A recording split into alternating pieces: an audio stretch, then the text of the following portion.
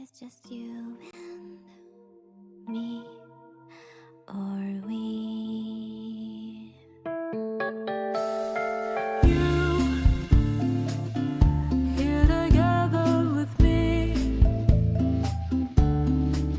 at last. We embrace the surreal beyond what we would call eternity.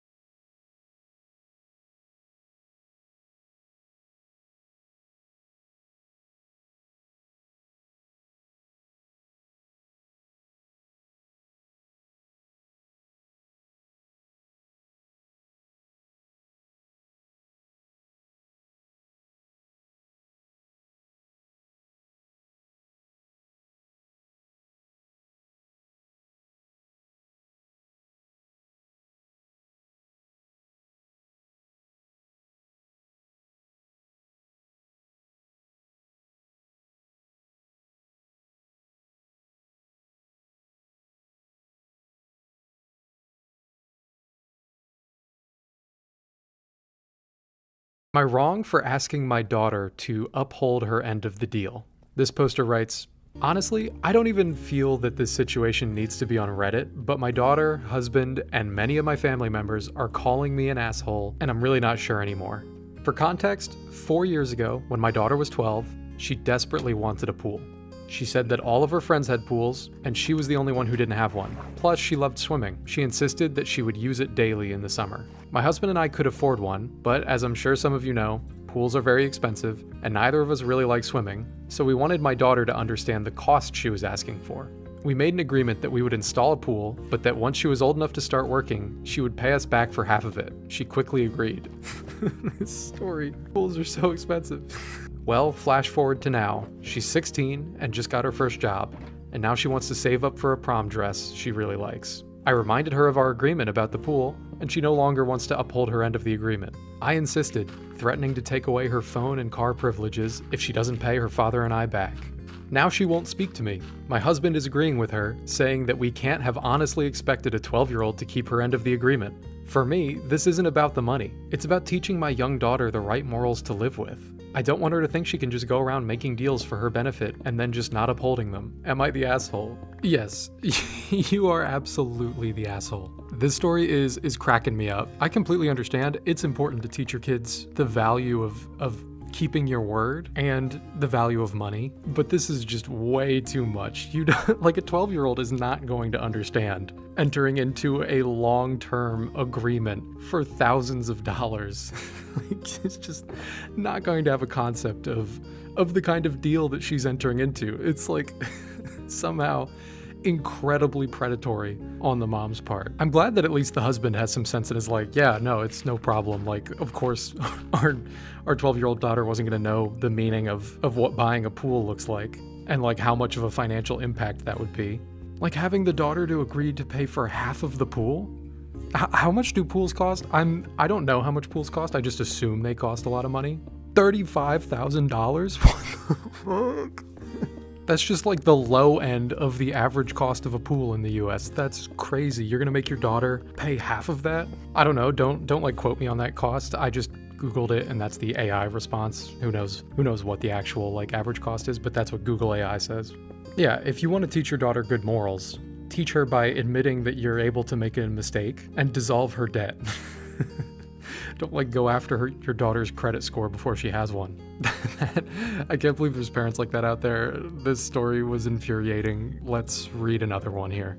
By the way, I'm for sure not building this on my own. I am definitely following a tutorial. It's from a channel called Mysticat.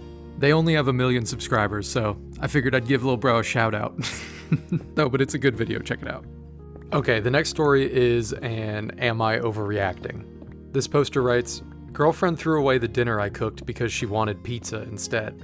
My girlfriend texted me earlier. I'm too tired and frustrated to even respond. I was trying to do something nice for her and surprise her with something that she really likes, but apparently she wasn't in the mood for it. I feel pretty much tired of trying in general. I guess I didn't really ask her what she wanted tonight for dinner, but I still feel pretty angry. And it's my favorite thing. We have receipts to read. Let me go ahead and read some of these text messages. I'll put them on the screen right now. The girlfriend writes, hey, when's your break? Can you pick up a pizza so I have something to eat tonight? The poster writes back, no babe, I made the wine braised short ribs you said last night were your favorite, so I got up early to cook them. You just have to pull them from the pot. There's that and small s'mores cakes I made for Wednesday, since there's extra and I figured you'd want some. I don't really want that though. Can you just grab a pizza on your break? We can eat that stuff later. No, I'm locked in for the night. What's wrong with the short ribs? You literally just told me that it was your favorite thing, so I made it special for you. Kinda sucks. Well, I tried it, and it came out kinda gross anyway, so I'm tossing it. Can you ask to leave for a bit and stop by Papa John's or something? I just want stuffed crust. What do you mean, gross? You tossed it? As in, like, threw it away? It just tasted bad, and I don't know what to tell you. It wasn't edible. It's not a big deal. I just need to eat something tonight for dinner, though. Did you ask? Dude, what the fuck? That was expensive meat. Why did you throw it away? I already told you I'm not leaving work. Well, I don't know what you expect me to do. It's simple as fuck. Just order the pizza then if you're busy. Like I have something to eat. Hello? Places are closing soon. I'm busy at work. I don't want to talk about it right now. Please figure it out. We'll talk later. Seriously, you're gonna be this much of an asshole over this? I didn't ask you to cook anything. If you can't deal with the basics of being a supportive partner, then it should be something I consider and find someone who will support me. Oh my god. What the hell? That's insane. It's reading stories like this on Reddit that make you very glad that you have a normal partner that doesn't completely disrespect you. I think if I was this guy, I'd be pretty pissed too. I think I would be offended that she didn't want to eat the food that I made, but I don't necessarily think that's like the worst part. Like, I think it's okay that his girlfriend does not like the food or want to eat it. That's fine. If she doesn't want to eat it tonight, that's okay. But it's this insistence on like he needs to leave work and go get a pizza for her. Like, if you're not going to eat the food that he's already made for you, maybe go get yourself some food. You can take care of it on your own. This guy is absolutely not overreacting though. He has every right to be disappointed in the way that his girlfriend is speaking to him. Those last couple texts are incredibly disrespectful. She's not like entitled to him going out and buying a pizza for her. That would be a nice thing for him to do, but to threaten like that she's gonna go find a guy that will go take care of her and get her a pizza, like, I don't know, that's just that's too much. Anybody who's threatening to break up with you over little things like this is a red flag, in my opinion. Although I don't think that's that controversial. This is making my blood boil though. This guy's not overreacting. Let's read another story. Okay, this is a really quick one, but I thought it was kind of funny because it's almost like the other it's almost like the other side of that last story. We'll just read it really quick here. Am I overreacting? Boyfriend said I overreacted when I refused to eat this fully cooked chicken. He said that since it was in the grill, it's 100% cooked, and that I'm overreacting for refusing to eat it. He also said it tastes fine and that the texture was a bit weird, but the taste is fine. Oh, and that I'm picky because I won't eat it anymore? Okay, so this is the most absurd picture of chicken I've ever seen. I'm going to put it on the screen. I'm warning you right now. This picture is nasty. If you're grossed out by gross looking food, you've been warned. I'm gonna put it on the screen in 3, 2, 1. Okay, and it's gone. I mean, that picture, that chicken is absolutely disgusting looking. I would not eat that. You're literally putting yourself in danger if you eat that. So no, this person is not overreacting. That is not a fully cooked piece of chicken. That is for sure raw. Don't touch it. It's not even pink, this is raw! And Coop has delivered undercooked salmon. Am I the asshole for choosing my best friend as my best man instead of my stepbrother? I'm a 24-year-old male, getting married to my fiance, 28, female, in 2 weeks. My stepbrother Pete is a 25-year-old male. He's mad at me because I chose my best friend Charles as my best man.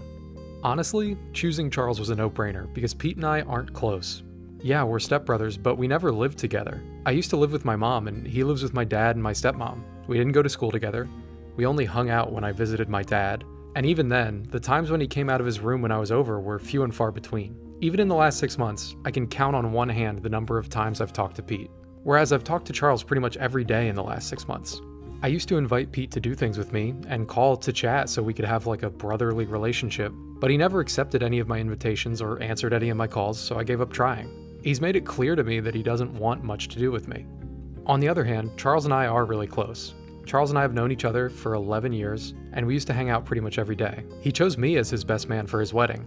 He's like an older brother to me. I've gone to him for advice, and I've been there for him when he needs me. If I'm being completely honest, I see Charles as the older brother, while I don't see Pete as a brother at all, or even a stepbrother, just the son of a woman my dad married.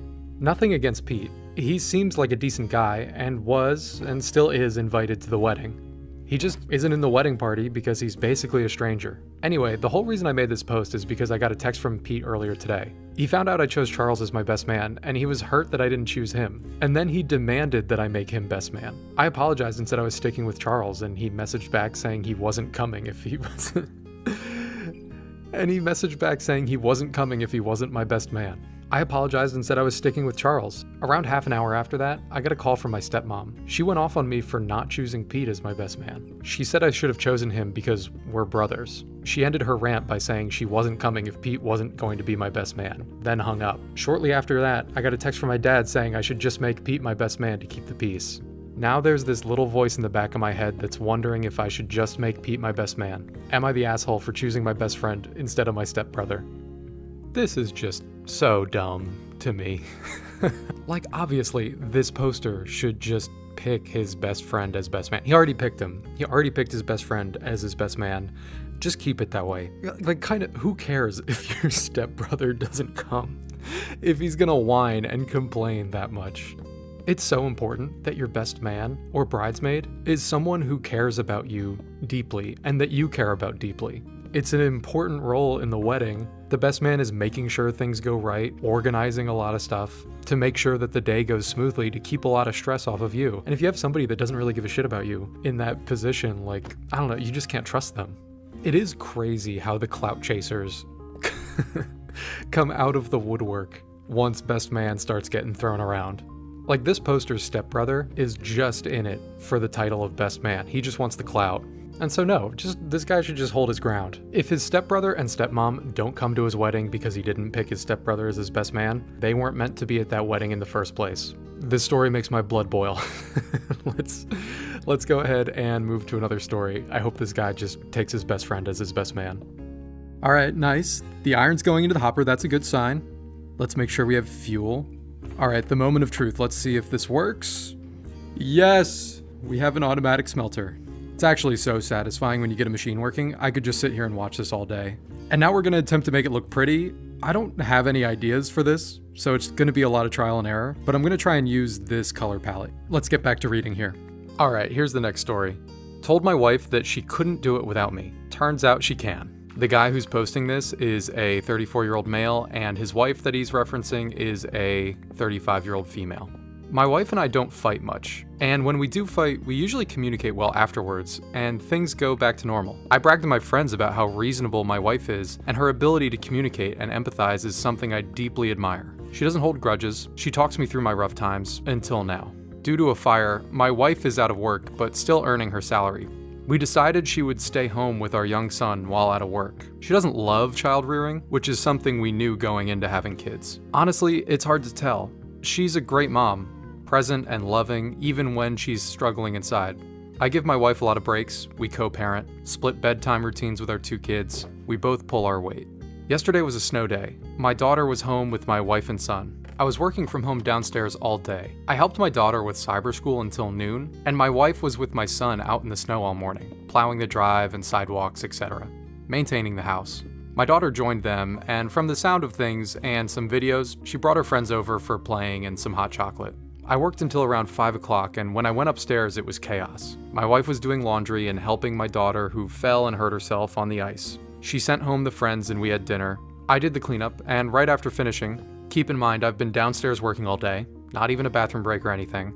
I go into the playroom and my wife approaches me. It goes like this. She says, "Hey, can I go lay down for a bit?" I say, "I haven't gone to the bathroom all day, and I put cookies in the oven." I'll admit, I made a face when I said that. And I could tell that I messed up just by the face that she gave me. She said, "Fine, never mind, forget I asked. Heaven forbid." Now I'm sensing some attitude and I know I've misstepped here, so I say, "No, it's fine, I'll take care of it all. Go take a break." To my complete shock, in front of our kids, who I admit aren't paying us much attention, but are still close, my wife says, "I said never fucking mind. I've been running around on my feet all day, watching our kids and other people's kids, and heaven fucking forbid I ask for 20 minutes to myself." I again say, "Go take a break, I told you it was fine." But she's clearly lost her marbles and is seeing red. She starts cleaning up and helping with the kids, and I do too. I tried to overcompensate, but she took over caring for them. In the hall I said, "I think you forget I work all day," and she viciously says, "Thanks for reminding me, I almost forgot." I feel like an ass. I get that she works hard caring for the kids, but I work hard too. I think not having her job and escape is making her reaction to this fight worse. She texted me the next day with her usual communication. She expressed how upset that she was with my behavior and the way that I acted towards her. She said she was feeding and taking care of 6 kids all day in the snow alone and still cleaned the entire house and deep cleaned our craft room. I explained that I'm stressed out from work and that I didn't know why she was upset, since I offered her a break. But she said, "I don't want your pity breaks." She ended it with, "Thanks for the apology, by the way." Which, yeah, I didn't exactly apologize, but for what? And then she asked me for the number of my daughter's piano teacher. The piano teacher is the only activity that I manage for the kids. I found out later that my wife texted the piano teacher telling the piano teacher that now any communication should go through her instead of me. Normally my wife would text me asking if I can get my daughter from dance on my way home yesterday. I do this every week. I didn't hear anything when I got home. I found out my wife had dropped off and picked her up. I confronted my wife with, I am very present with the children. Do not make me out to be an absent father. My wife responded with, if I didn't manage and ask you for help, you'd see them a quarter of the time that you do now. And I'm done managing you. I get it. I should have just smiled and agreed when she asked me for help, but this is extreme. She's having a fit and trying to ice me out of the relationship with my kids. It's so petty. It's like I don't even know this woman. Gone is the reasonable, level-headed communicator. So if you've made it this far, thank you, and please tell me if I'm wrong here. There are a lot of comments on this post tearing this guy to shreds. and there's some subsequent updates that I'm gonna read, but I'll just jump in really quick to say here that I think communication in a relationship is really tough, and both of these parents are clearly working really hard. The guy's working hard at his job. The mom is really stressed out. She's lost her job and now she's, kind of solo raising these kids. Both parents have the right to be stressed out, but I think it's better in a relationship that when one person is asking for help, to just give them the help. Don't complain about how tired you are. Just help your partner. You're both raising these kids together. You're trying to have this family function. Just help each other where you can. This poster's wife is clearly making a lot of concessions to help him out. And I think he needs to do a better job of realizing that, which you can tell in his tone in this post that he knows that he's done something wrong and he sort of just needs to come around and see that. But let's read these updates here and see how this ends.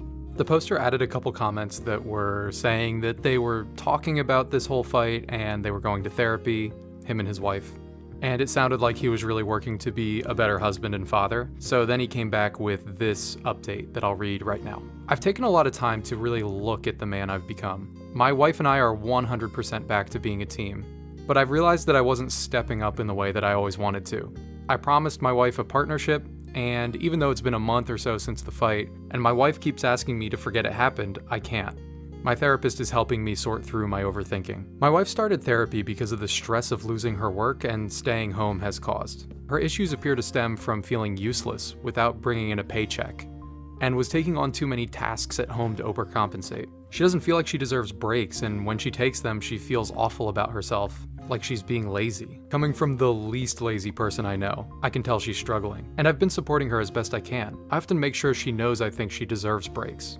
So when I see her hyper-fixating on cleaning the floorboards, I intervene gently by reminding her that this doesn't need doing right now, but that I will finish it for her while she does me a favor and takes a little break. Sometimes it works, and other times she tells me to stop fussing and let her do her work. And I do. It's been working well, and I don't mind the extra work for the peace of mind it offers me. My wife is my everything, and her happiness is paramount. My kids are mostly clueless to all this. We don't involve them. And I must say, I made a throwaway comment about my wife not loving child rearing, and received a lot of nasty comments about not having kids we don't want.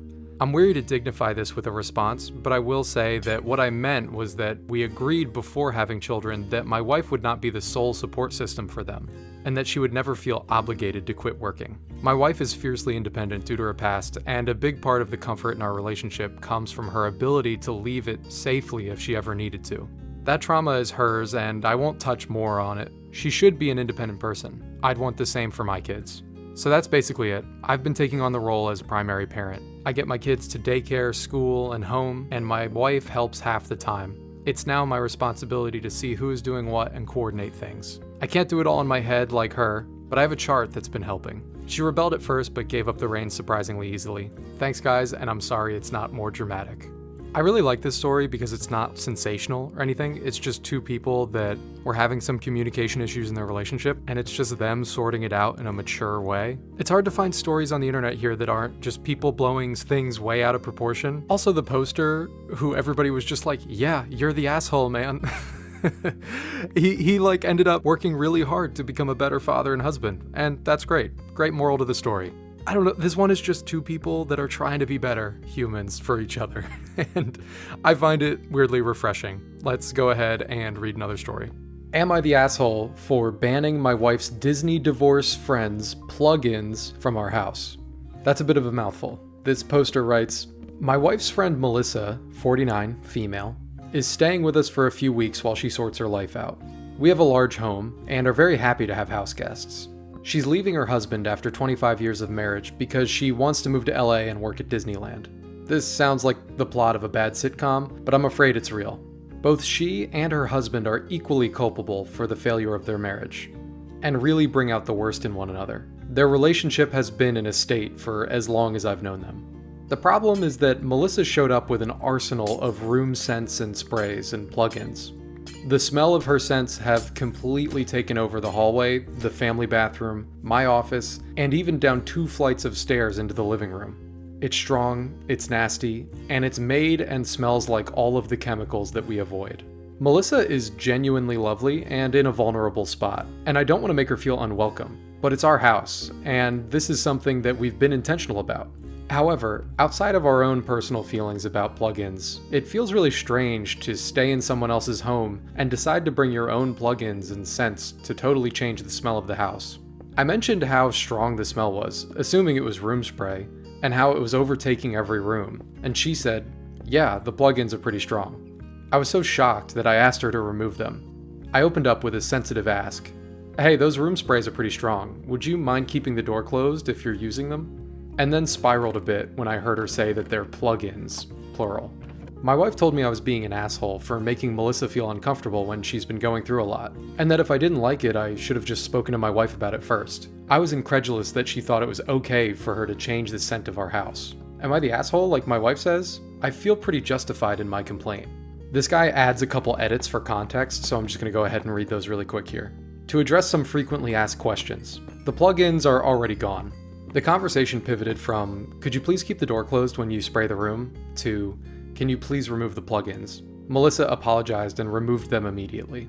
I also spotted, after writing this post, that the intake vent for the central air was about 12 feet from where one of the plugins was. This explains how the whole house got gunked up so quickly. The smell still hasn't gone away after 24 hours. In the part of the conversation where the plugins were revealed, my wife informs me that my facial expressions were all over the place, a mix of shock and disgust.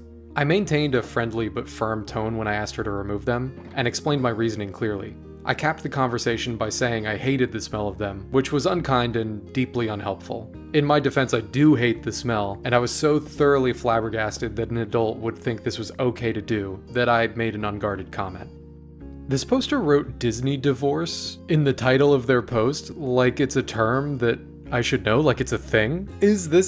Are Disney divorces a thing? Are people really breaking up their marriage of 25 years to go move across the country and work in Disneyland? Is that a thing? Glossing over that, people can like what they like. I don't think this guy is the asshole. Like, I think that this person, Melissa, should have asked if she could plug in her scents, sprays, whatever. Like, I think it's a little bit rude to assume that you can just plug in whatever smells you want when you're staying in somebody else's house. It does sound like this guy was like maybe a little bit harsh when he was talking to her about it. Like, ending the conversation with, you hate the smell of her scents. He's right, it is unhelpful, and he realizes that, so I don't think this guy is like actually an asshole. I think maybe he just came off like one. I think it might be good for this guy to just go to Melissa and say, hey, thanks for removing the scents, I apologize for being such a dick about it. That might be a good way to smooth this over. No, of course not. Why would I think observers were gonna work here? Okay, thank God it works. I will never tell you how much time I just spent figuring out this lighting system. I am just going to cut all of the trial and error, and you'll never know. I'm going to the grave with it. Let's just read something and forget that this happened. Am I overreacting for being mad my friend charged me for dinner at her place? I was in the area the other night and decided to drop by my friend's place unannounced, just to say hi. We've been close friends for a long time, so I didn't feel like it was a big deal. She had just finished making dinner, and the whole place smelled amazing, so naturally I said, that smells good. She offered me a plate, and I figured why not. I wasn't planning on eating there, but since she offered, I said yes. Honestly, if she hadn't, I would have been totally fine just hanging out while she ate. We sat down, had dinner, and the night felt super normal. We talked, caught up, nothing felt out of the ordinary. Then the next day, I got a Venmo request from her for $12. At first I laughed because I thought it was a joke, but it turns out she was dead serious. She told me groceries are expensive now, which I get, but it still felt really weird to basically get billed for a casual dinner at a friend's house. It caught me totally off guard, and now I'm wondering if I'm making a big deal out of nothing, or if it really is out of line to charge a friend like that. I'm honestly a bit torn on this one. I'm not quite sure whose side to be on. On the one hand, I like completely agree that it is weird to charge your friend for a dinner that you have made for them. Like if a friend invites me over for dinner, I'm not expecting to have to pay for that food. I'd be happy to chip in, but if it's not said beforehand, I guess I'm not really expecting it. But this poster was not invited over. Like they said that they just dropped in unannounced, which I hate. You gotta tell me if you're coming over. I think it's like really rude to just drop by. Maybe you feel differently, but I'm uncomfortable with that. I love my friends and I'm always happy to see them, but if one came over right now, like while I'm recording this video, I'd be upset. I'm trying to be like productive and do my own thing here. So I think this poster's friend maybe is just upset with the poster because she had to split a dinner with someone who she intended not to share with. And I think that's not unreasonable. I think if I were the friend in this situation, I probably would not have charged for the meal that I shared. Like, it's fine, whatever. My friend dropped in and I fed them. That's great. Like, we caught up, we had a good time. I'm not gonna charge for the meal. I think it's still a little weird, but it's fine. It's nice that this poster loves their friendship so much that they feel they can just drop in unannounced. That's great, and that's a nice thought, but it's so easy to just text and be like, hey, I'm in town, I'm nearby, can I come over and hang out for a bit? Like, it's so easy to just let them know. But also saying out loud, that smells good, it's like kind of implying that you want to eat or that you want some of the food. So maybe the friend felt obligated to feed the poster when they said that. I don't know. This post is bending my mind into a pretzel. I don't know who to agree with. I don't know. I think they're both wrong, but maybe the friend is less wrong. I don't know. I guess I'm probably wrong. Tell me what you think about this one. Let's read another story that isn't so confusing to me. All right, I think we can call this done for now. I know it looks out of place, but I think as the cave comes together, we'll be able to fit it in a bit more. But I'm very happy that we got this at least sort of done. And now I want to do some scavenging in the end for more elytra and loot and stuff. So we're going to do that for the rest of the video. Prepare yourself for some incredibly mediocre gameplay. I really hope that you don't come to this channel for the Minecraft combat skills.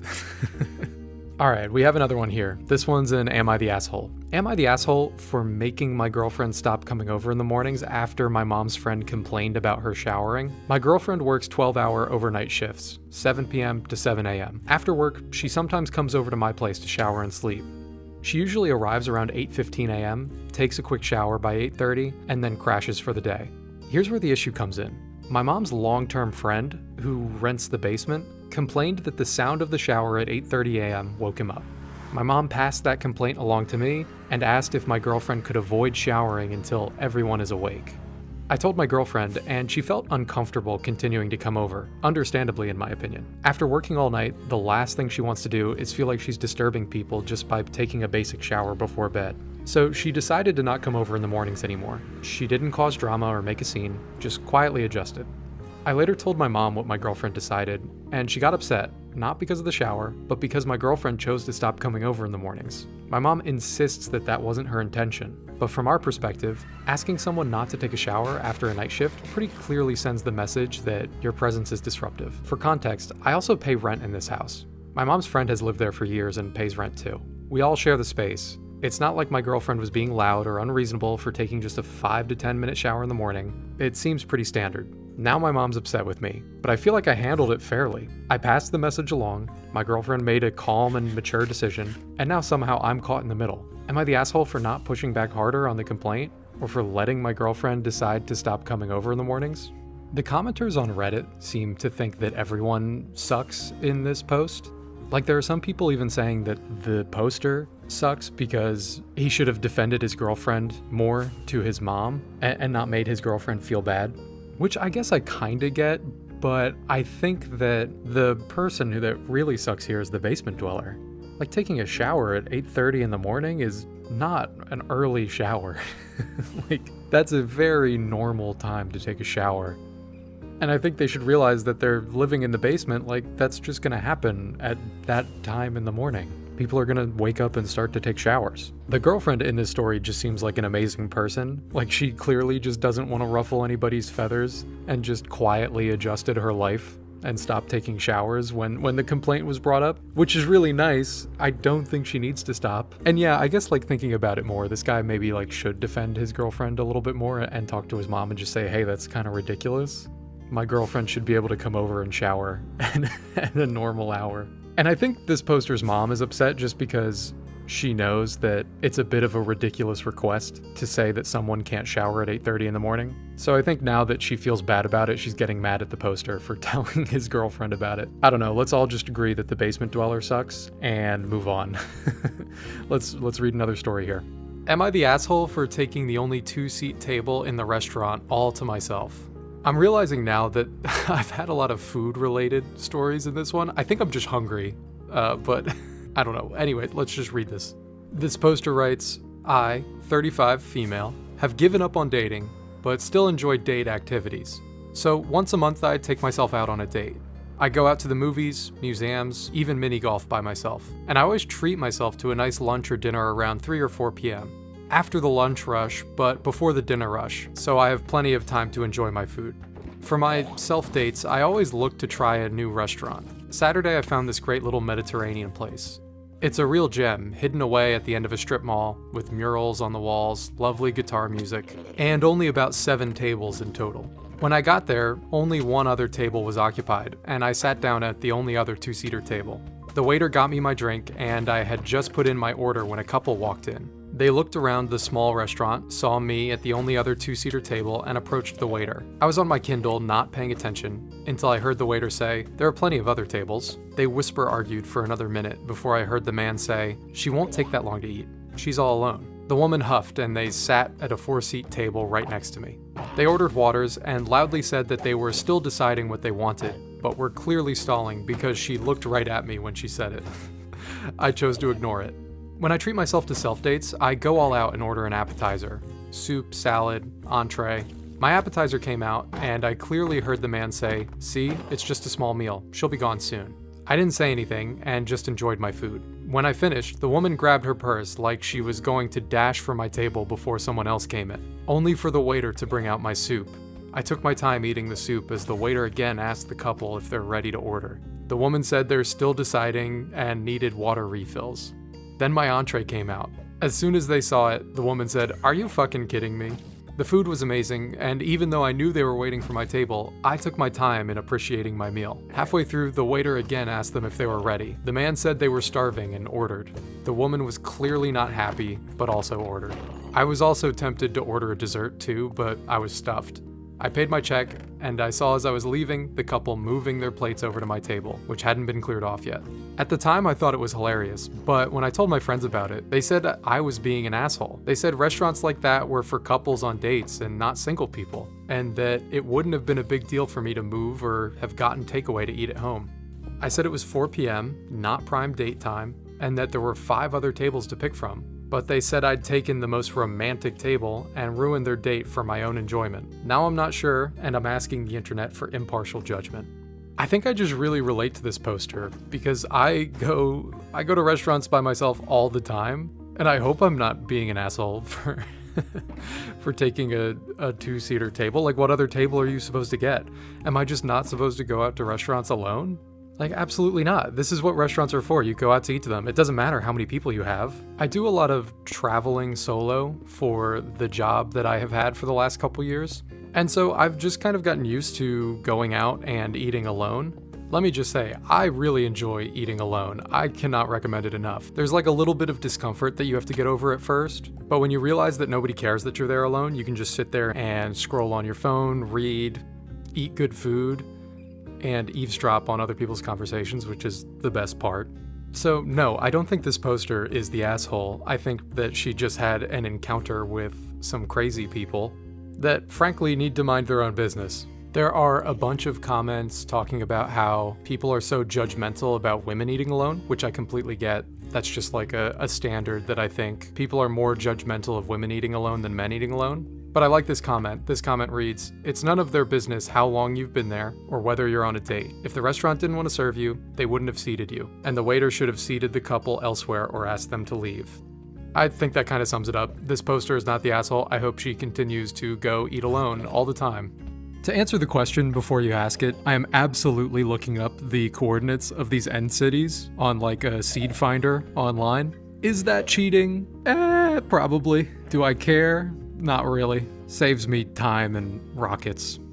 Alright, am I overreacting? My partner doesn't text me back in a timely manner. This poster writes, me and my partner have been together for a year and 3 months now, and I always get into arguments with them about not texting me in a timely manner, within like 3 hours. However, they don't seem to see it as a problem, because they think it's normal. But what I'm having trouble understanding and accepting is how they're so busy to where they can't text me within 3 hours. Or even just tell me they probably won't be able to text me back. I would be fine with them just telling me straight up. I have an anxious attachment style, and I always get angry when they keep doing it. They say it's a habit, and it's starting to make me more angry because why is that habit destroying our relationship? We're in a long distance relationship, but we've met in person before. For example, they went to the gym recently, and they hired a personal trainer, which is new. Then they left me undelivered for 6 hours. I was angry because they could have at least told me that they got there, or that they were done, but they just fell asleep after. I was worried, but I was just prosecuting them for leaving undelivered for 6 hours. It's getting so frustrating, and it's making me stressed when they say I'm a military partner for just asking for stable communication.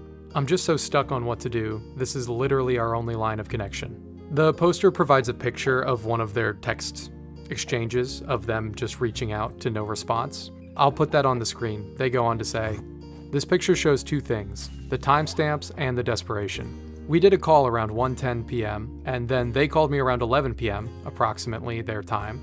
I'm just getting frustrated because is this normal? Their friends say I'm overreacting and that I'm the one that's in the wrong, but I just believe that what I'm asking for shouldn't be that much. I just need advice or insight from anyone. Please and thank you. I'm kind of curious what you guys have to say in the comments about this one, because I'm a little bit unsure on how I feel about it. I don't know, because in the past, or like, you know, in the past and currently, I've been a person who takes time to respond. Like, I definitely don't respond immediately to texts. And I understand that I could do a better job of that.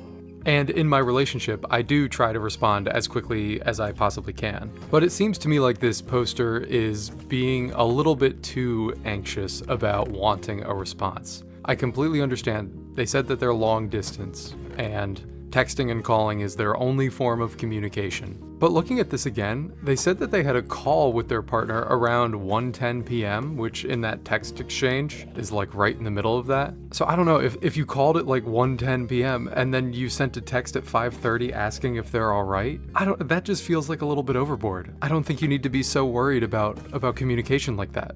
It gets to the point where if you're too over anxious about communicating with your partner, then it starts to degrade the relationship, and it just stresses everybody out unnecessarily. I do feel bad for them. They said that they have that anxious attachment style, which just does not pair well with someone who takes a long time to respond to texts. But I do think that this poster is overreacting a bit here. Like in this situation, I think both partners need to make some concessions. Like I think this poster needs to maybe take a bit of a chill pill and let their partner take a couple hours to respond to their texts, and maybe their partner needs to do a bit of a better job responding quicker. Like looking at that text exchange, it definitely looks really bad for the partner. Like it is easy to just respond to a text and say that everything's good and like, yeah, we should probably just chat later because I'm busy. But the poster definitely doesn't need to text every 3 hours asking if they're all right, especially if they just talked on the phone not that long ago. I don't know, like I said, I might be completely wrong on this one. I'm curious to hear your thoughts on this. Okay, I had another story about jealousy, but I think this one's a little bit better. Explaining to my husband why his coworker has a crush on him. This poster writes, my husband and I are both 35, and we've been together for 7 years, married for 5. My husband grew up as a nerd and overweight. He unfortunately was bullied a lot in adolescence, not just by boys, but by girls. The girls would call him a whale, or one awful story where a group of girls made one of their friends ask him to the dance because she lost a bet. When he got into his 20s, he gained some confidence and got healthy, but because of his story, he can never tell when women flirt with him. He never assumes someone is hitting on him because that never really happened in his life before. My husband works in tech, and within his team, there's one woman named Mary. My husband and I are both very well aware how tough the tech industry is for women. He told me that during one of his meetings with Mary, She expressed that she was bringing up issues and people were ignoring her. And then they would bring up the same issues she spoke about a month later like it was their idea. My husband was trying to figure out why Mary was being ignored. I said to him, "You know why." To which he said, "Oh no, do you think it's because she's a woman?" To which I said to him, "It might not be the whole issue, but she very well may be being ignored because she's a woman." He asked if he should talk to her about it, and I encouraged him to.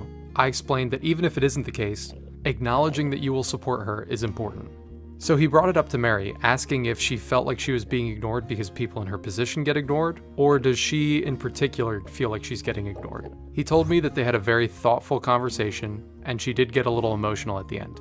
Since that conversation, she's felt more comfortable opening up to my husband about her feelings regarding work, and they've talked about a lot of personal things as well. I could tell she was crushing on him a little bit, but nothing inappropriate. Last night while we were getting ready for bed, my husband looked at his phone.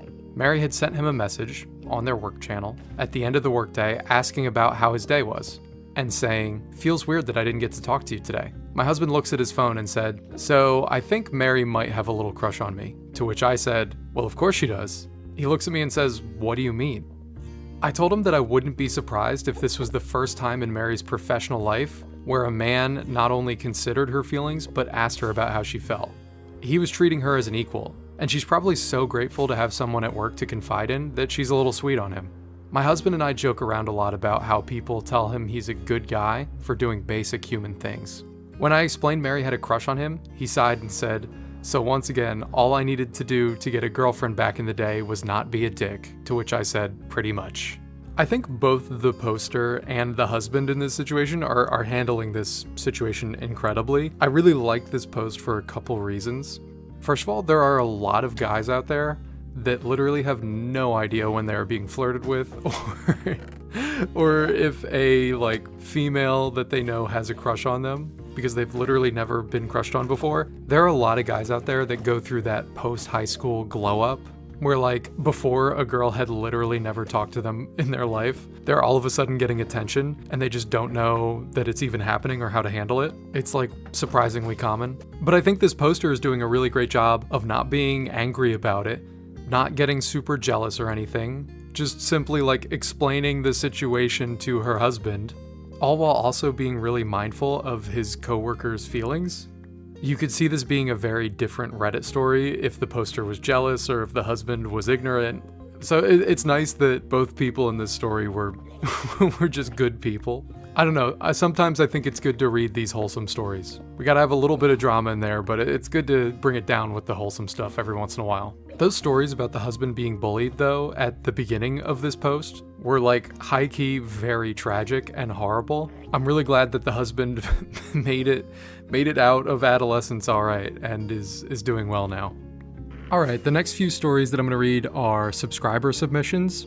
If you want to send in a story that I'll potentially read in a video, you can send it to the email that I have down in the description. If you want to leave a comment about these stories, I just ask that you be respectful. These are real people. And also just remember that I'm a guy on the internet. I'm not always going to have the best opinions. I feel like I should just say that every day.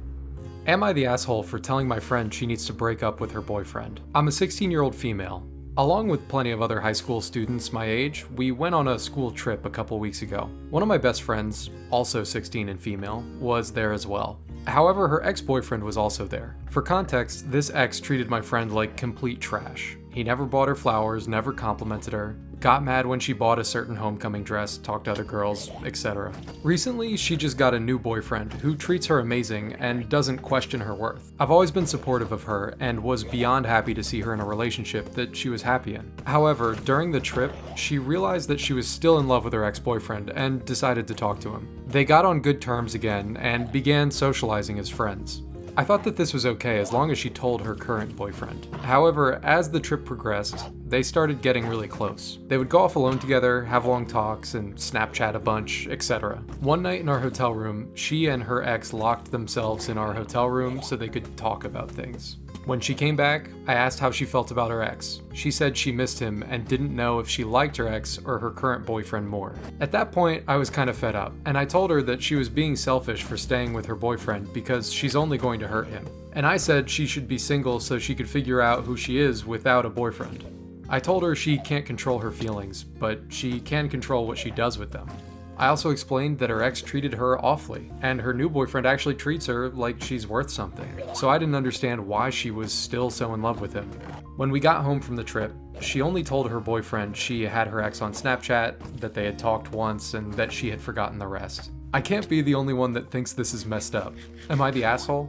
I would agree with you that is messed up, but I think you gave great advice. I think you gave very level-headed advice to your friend. It's always really hard to watch your friend go through something like this, and the answer just seems so obvious to you.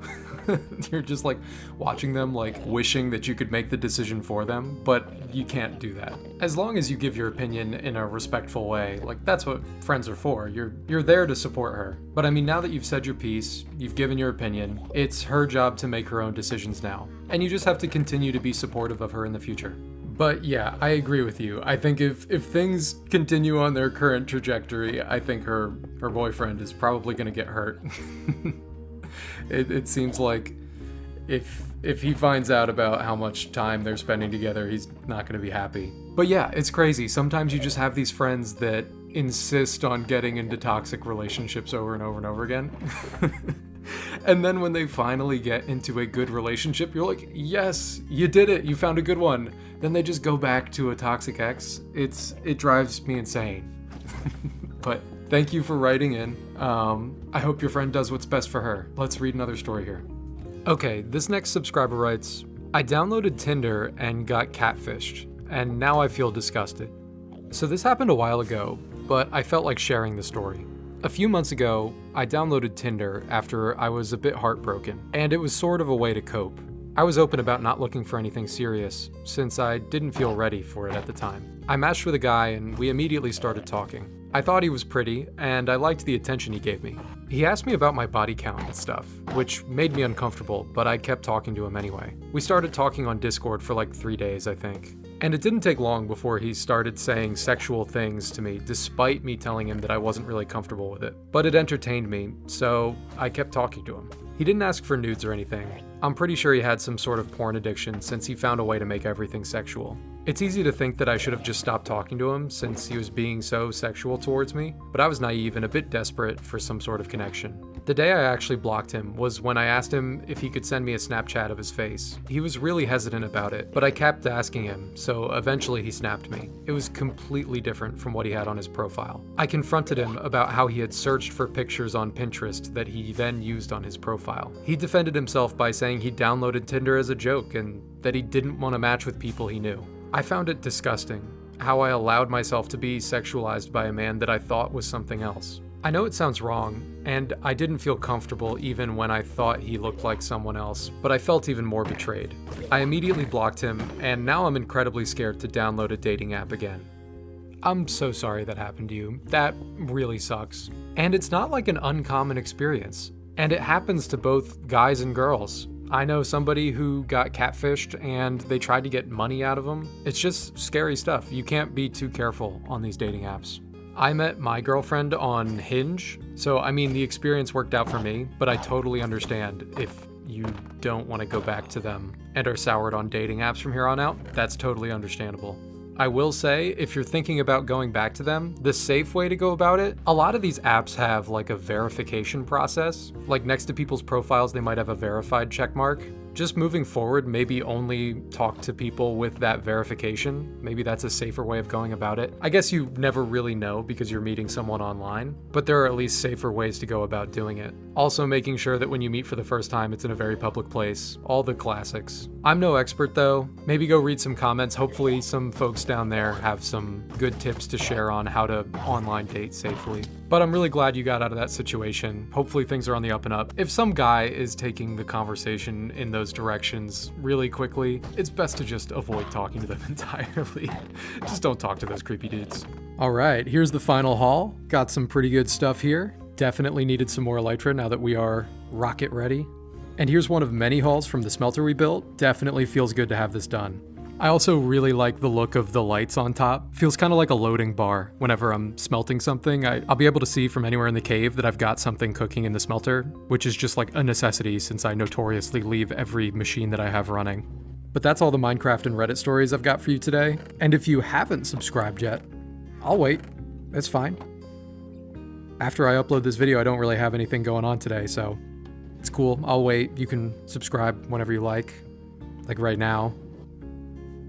No worries. I mean, viewer retention is dropping as we speak. People are leaving the video. I'll just fly around my cave. The numbers are getting worse. I can wait you out. No problem.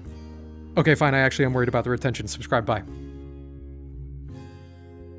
My two favorite things are playing Minecraft and reading about the insane drama that strangers post on the internet.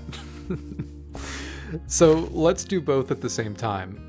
I found a couple Reddit stories about relationship drama, so let's read these while I get some chores done in my Minecraft world. I gotta build a small automatic sugarcane farm that I desperately need, so let's get that done and judge some strangers. Okay, alright, we've got a bit of a lighthearted one. A lighthearted relationship issue here. I skimmed over this one. I think it seems pretty good. We'll see how it goes. Am I wrong if I ask my girlfriend why she only gets the largest things at restaurants and doesn't finish them? So I've been dating Cass for about 4 months now. I feel like we've gotten into a very good rhythm of things, and I've enjoyed every date with her. The only thing I question is whenever we go out to dinner at a restaurant, no matter where we are, Cass will always just buy the biggest plate, like a platter, but throughout the dinner, we'll just poke at her meal while we talk. By the time the check is cleared, the majority of the plate is still there and Cass just takes it home. The issue isn't money. Even if Cass gets something expensive, I will just minimize my meal to stay within budget. The issue is that I'm starting to feel a certain way about having dinner with Cass just for her to barely eat anything, but take the rest home. Why ask for so much food if she knows she won't finish? Is there an issue at home where she needs to take extra food? Is she not actually hungry and just agreeing to have dinner for something else? As a boyfriend, I'm comfortable with giving a helping hand when she needs it, but I'm not sure if I'm overthinking or maybe crossing a boundary we haven't reached yet. Is this something where I should just be upfront and ask her about it? Oh, I definitely I get this. I get feeling this way. Like if you're paying for someone's dinner, I understand, I can be in that headspace sometimes where I'm like, why aren't you eating the food that I bought? But I think you have to be a little open-minded. I don't know. You don't it's fine. If she wants to order food and take it home, that's okay. I guess if you're super constrained with money, I understand. You don't want someone ordering a really expensive dish and then not eating it. I get it. And maybe that is worth having a conversation about. I don't think it's that big a deal to bring up. It doesn't need to be a huge conversation. So I do get it. I guess for me personally, it wouldn't be that big of a deal if someone's just taking the food home that they don't finish. If she's ordering like 3 things off the menu and then taking 2 home, that's a problem. Yeah, I would bring that up, but it just doesn't seem like it's that big of a deal. It's just kind of one of those funny early relationship type things that just kind of bugs you a little bit and maybe you need to get over. But if you want to have a conversation about it, that's fine. There's an update to this one, and I'm very excited to read it because I want to see where this goes. I want to see if he confronted her about this conundrum. I wonder if she started eating more. Let's read it here. Okay, all right. Here's the update. Hey everyone, so I posted on here a few weeks ago about my then girlfriend Cass. Then girlfriend, oh no. So as a mini update to that dilemma, she was having food issues at home. I offered to help and she accepted. However, it doesn't really matter. She ghosted me 2 weeks later. I'm not going to pretend that it doesn't hurt, but for the most part I've moved on. We had a short-lived romance, and for what it was worth, I liked it. And I'm not going to ask why she would do something like that. Oh no. Poor guy. The main issue I'm having is about the gift I got her for her birthday. Cass has always wanted to go to the Met Opera, but couldn't because tickets were too expensive for her. Since we had been dating for 2 months by that point, I was feeling pretty good about things. I liked Cass and I expected our relationship to at least last past her birthday. I bought her a ticket. I bought only one for her since it would be a day on which I had to work. I added it to her email, so she also got the QR code for the ticket, and she was grateful at the time, but never mentioned it again, so honestly I forgot. As I was removing her from my socials, I noticed that she had posted on her story on Facebook about her early birthday present. How she was so excited to go and couldn't believe it was happening. I rarely go on Facebook, so I never noticed it when she'd posted.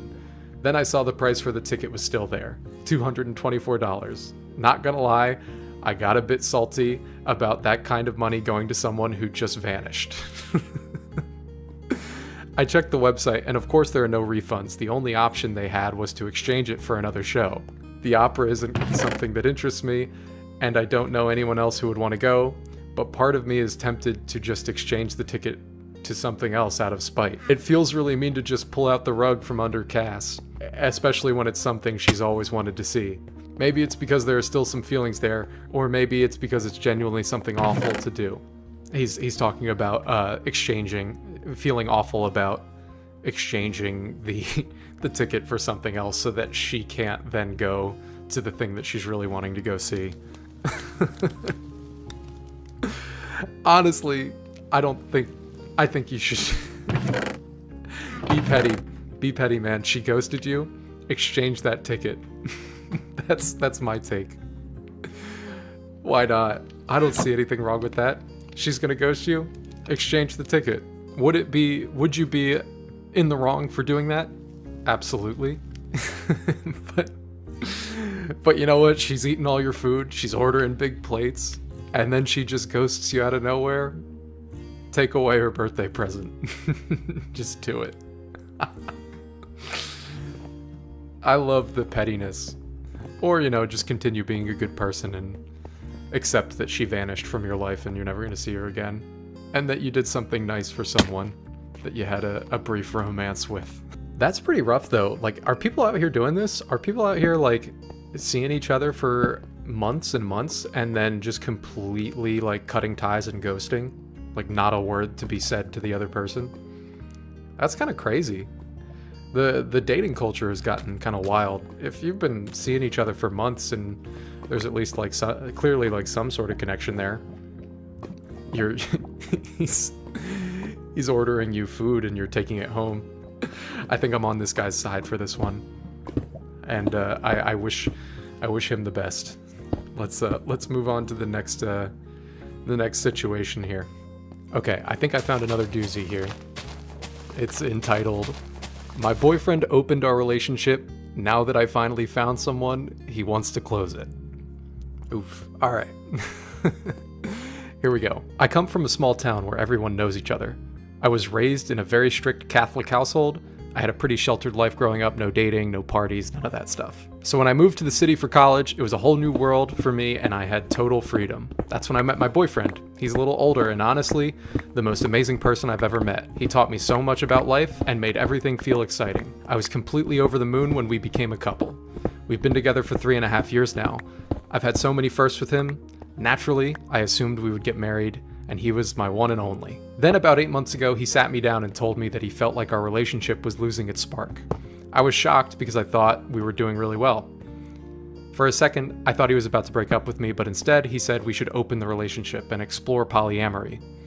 He said it's more normal now, and that it could actually help bring us closer together. I was hurt, like really hurt. I couldn't believe he'd even ask me that, but I loved him too much. He's my first love. I didn't want to lose him, so I said yes. He made some rules, but honestly I didn't care about the rules. I couldn't imagine being with someone else. I only wanted him. But for the first month, things did not get better. I saw him less and less. He was always busy.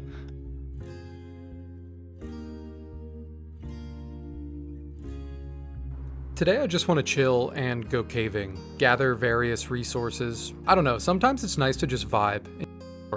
A girl complimented me today and I almost cried. I'm a 23-year-old male and I was in a tough spot before the end of last year. It was not like something disastrous had happened. I had a job that was stable and extremely well paying compared to my peers around the same age. I was depressed, had severe social anxiety, and lost my will to do anything at all. Almost lost my job because of that. I decided to help myself at the end of January. First, I started by doing small changes to my routine, waking up early, finishing basic work early in the morning, not eating junk food, skincare routine, etc. And then I started hitting the gym. It's been 3 months now, and I also started seeing a therapist this month. There was this girl that I frequently saw when I went to the gym. I go there early in the morning, so there's not so many people when we're there, considering it's a relatively small gym. She is a very good-looking and fit person, and I could not take my eyes off of her. I felt like a creep after a few times and just stopped looking, to be honest. Today I was at the gym early again, and there she was. I started doing warm-ups and she approached me. She said she sees me here frequently and was surprised how diligently I come to the gym. She also said that I look great compared to how I looked 3 months ago.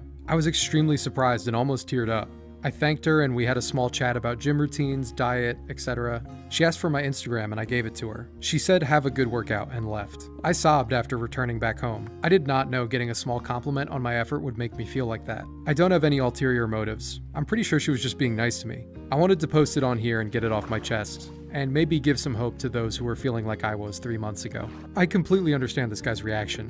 When I get a compliment, I ride that high for the next 3 months. That feeling of being approached and appreciated, especially by a woman, is amazing. But I don't know, I don't want to speak for all guys here, but it can be hard to tell if a compliment is flirtatious or just someone being nice.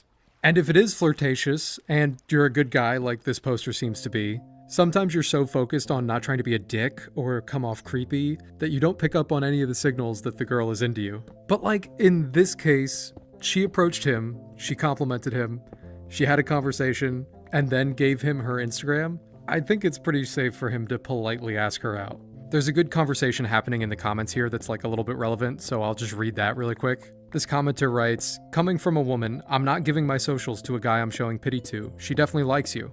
The OP then writes back, "I've taken girls being nice as flirting mistakenly in the past, but I'll try this time." That commenter then writes again, "Even if she's not interested, she seems to be nice, so I don't think she'll be an asshole about it. There's no harm in just asking her. Send her a message and maybe ask her out on a date or to hang out as friends and let her decide." The poster then made an update 23 days later, and so I'll go ahead and read that and we can find out how this ends. "I think I did it.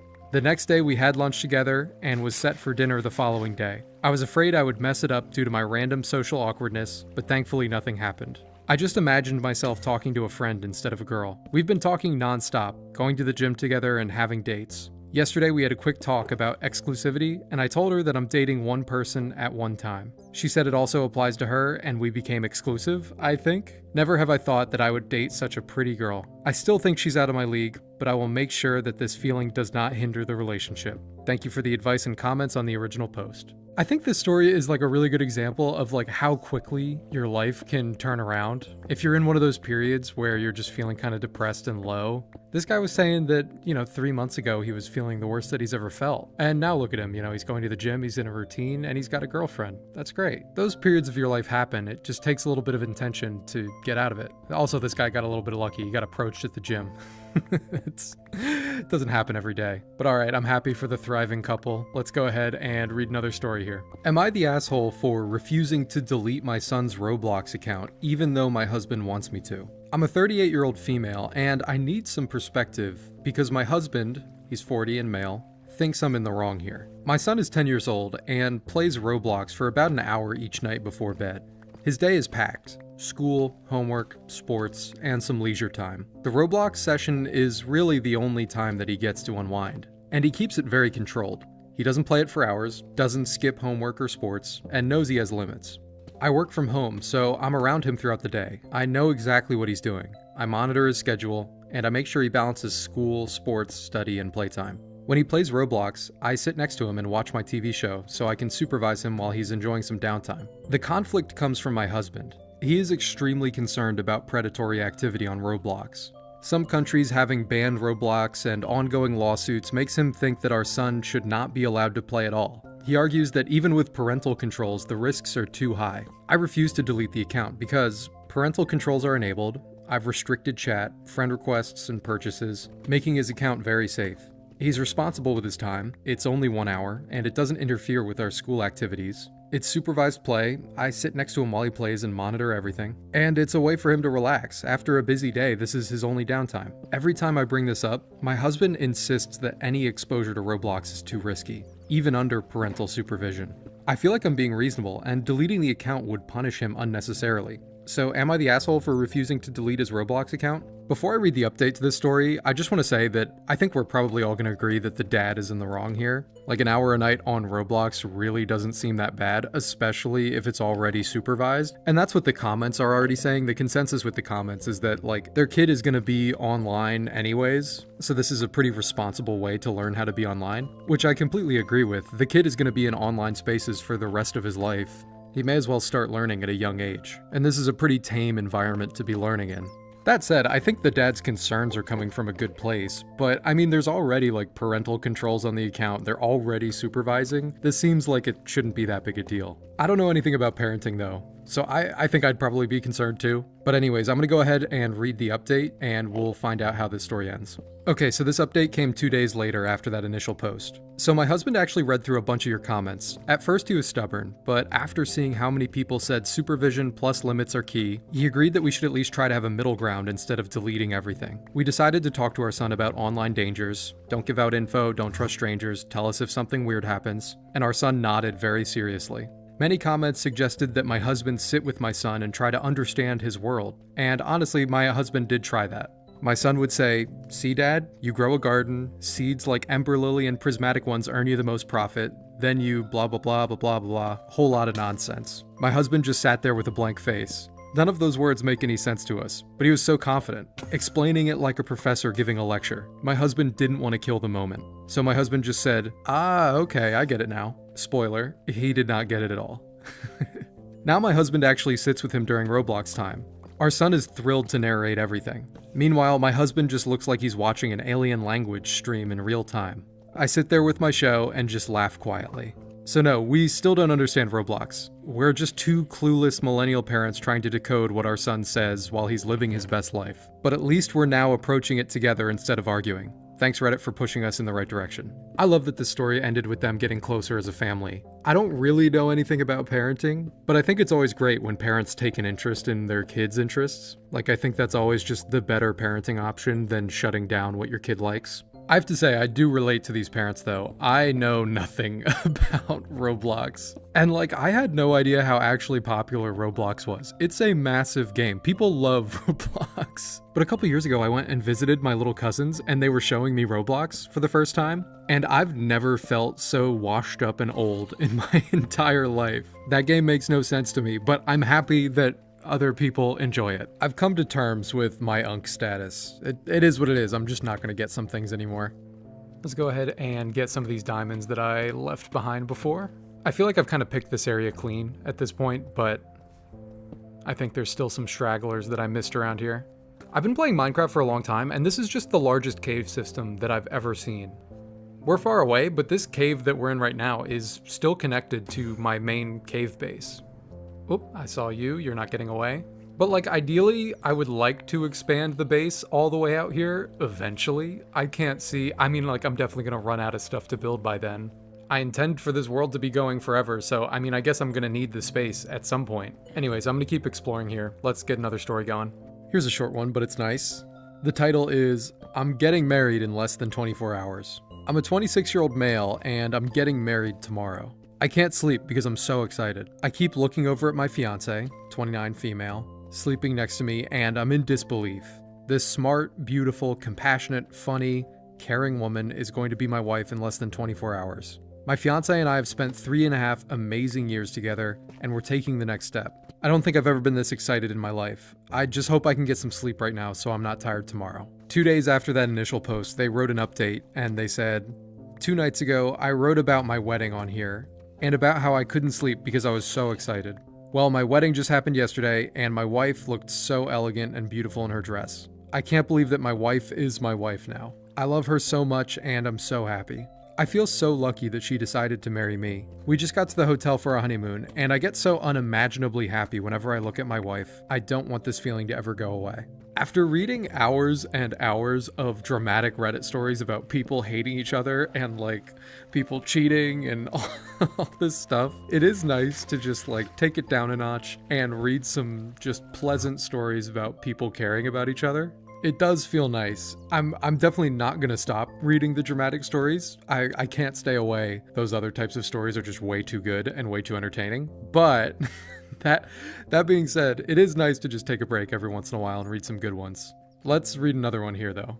Alright, this post is titled, "Meeting my 16-year-old son for the very first time tomorrow." To make a long story short, 17 years ago, my girlfriend at the time came to me and informed me that she was pregnant. We were in the process of splitting up when we found out. She already had one child from another gentleman and was undecided about her next moves, but it was likely that she was moving back with her parents to get some things in her life sorted out. Her parents were approximately 14 hours away. We discussed options and what each of us would like with respects to the child. It was agreed upon that our number one intent was to provide the child with a safe and stable household in which to grow up. Adoption was the direction that we were leaning.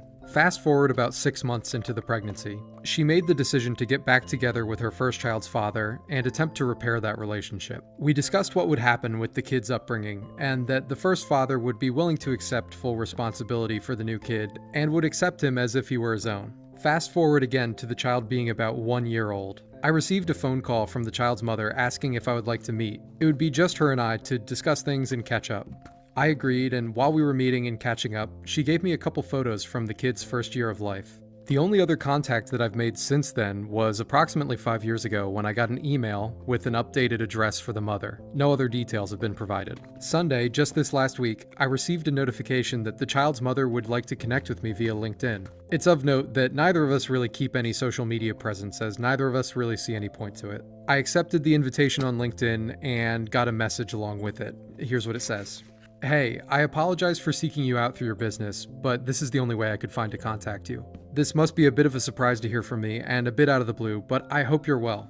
Our kid is 16 years old. He's been asking questions about his birth father and genetics. I think he would like to meet you. If you're interested, please contact me. If you have any concerns or would not like to meet, I would still appreciate just a short reply, just so I know that you received the message. Again, I hope this finds you well."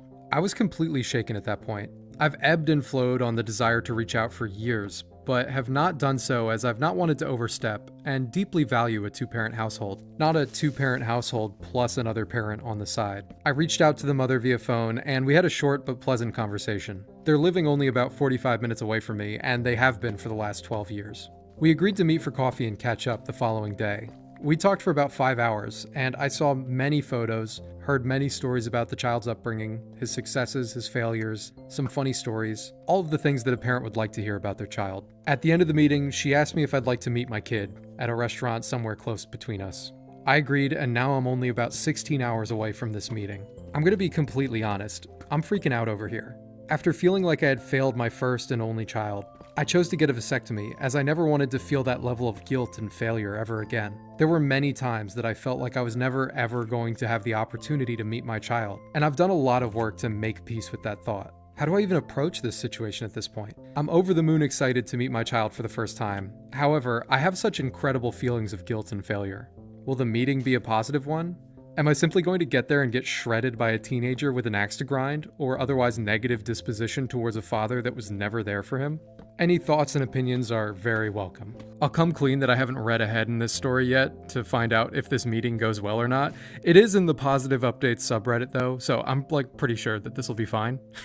but let's go ahead and find out what happens. This update is from 2 days after the initial post. We met at 3 p.m. Eastern yesterday at a sit-down chain restaurant. When I walked in at 2:45, I was standing at the front waiting to speak with the hostess when I saw my ex walking up to me. We spoke briefly before she took me over to the table where my son was. I was beyond nervous. I let his mother lead, and she introduced me in her typical calm and gentle voice. We exchanged smiles, and I sat down across from him. As expected, the tension and nerves were palpable. We exchanged pleasantries just as anyone would do when they're meeting someone for the first time. "Pleasure to meet you. I've heard many good things about you. How have you been? The how have you been question sparked a response that I wasn't necessarily expecting, but probably should have known given that this gentleman across from me shares my DNA, and therefore I should have known he would carry my dry, sarcastic sense of humor. He said, like recently? Or over the last 16 years?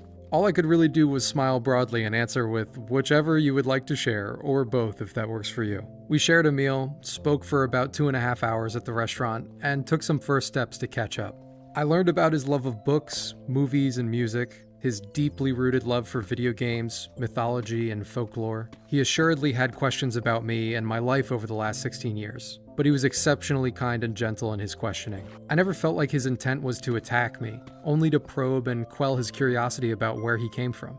Near the end of the meal, there was a pause in the conversation, and it felt appropriate to very simply and frankly say, "Thank you for reaching out," which was met with a very genuine smile and an "of course." We collectively decided to leave the restaurant and walk around a nearby shopping center. We walked and talked for another hour. Very casual conversation, like that of a couple old friends catching up after an extended absence. The sense of calm and relief that progressively washed over me as we had this conversation was unbelievable. As the meeting came to a conclusion, both my ex and I reinforced that it was absolutely my son's decision if he would like to continue to build a relationship with me. After a moment of reflection, he said, "I think I would really like that."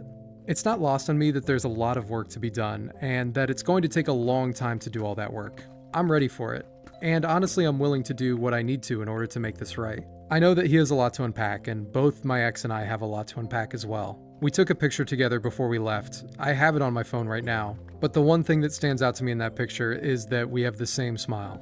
Alright, I think that turned out great. I don't know, it might have been nice for the poster to play a more active role in the son's life growing up, but it sounds like it worked out for the best. They're developing a relationship now. The kid also sounds pretty great, to be honest. Luckily, it's not something I ever had to deal with, but if my dad didn't show up for like the first 16 years of my life and was just completely absent, I think I'd be a little pissed. But it's great that he handled it well and that they're able to develop a relationship now. Let's go ahead and read another story. This next one seems a little bit related to that last one, so I just figured that we'd read this one super quick. This post is titled, "I want to start calling my adoptive mom, Mom, instead of her actual name." A little bit of a confusing title, but let's get into it here. I'm a 15-year-old male, and my biological parents put me up for adoption when I was born. So I was always in foster homes until I was 12. I had a teacher, Janice, 33, female, who was my homeroom teacher. Janice found out about me being a foster kid and how I wished I had a family. Janice had also been a foster kid growing up, and so long story short, she then became my foster mom and adopted me. Janice is the best mom I could ever ask for. She's been so unbelievably kind and loving to me, and I absolutely adore her. The problem is that I don't call her mom, I call her Janice. I want to start calling her mom, but I have no idea how to do it without making it awkward. Please help me, internet strangers. There's then an update to this post shortly thereafter. Thanks to all of you who responded, and some of your ideas really made me tear up. Anyways, this morning I went to Janice and said, "Good morning, Mom." She just looked at me and started crying and came over and hugged me and kissed me on the forehead. I hugged her back, and she said I could call her whatever made me comfortable, and that she loves me more than anything. I just replied with, "I love you, Mom." See, the vibes were great on that one, and it was nice to hear a story from, like, the kid's perspective in relation to that last story that we just read. I don't have too much to say on this one, it's just a super happy story, and I thought it was relevant. Let's go ahead and read another one. Okay, so we had a story earlier about girls approaching guys from the male perspective. Now we got one from the female perspective. I'm a waitress, and I have a huge crush on a regular customer. So I'm a 24-year-old female, and I work part-time as a waitress, and I have a huge crush on a guy who tends to come in for breakfast or lunch a couple times a week on the days that I'm working. He's handsome, super sweet, and I'm pretty sure he's single, but I'm not 1,000% sure. If I had to guess, I'd say he's between 25 and 27. I've gotten to know him a little bit since we talked sometimes when it's not too busy. He said he moved here a few months ago. I'd love to ask him out, but I have no idea how, and plus I get really nervous around him. Whenever he comes in, my manager always makes sure I get him since she knows I have a big crush on him. His bill is usually between $8 and $9, but he always pays with a 20 and tells me to keep the change. Do you think that's a sign that he likes me? Yeah. My manager said she's seen him drive a really expensive sports car a couple times, so the large tip might not mean anything. But she said she catches him looking at me quite a bit and said he never comes in when I'm not working.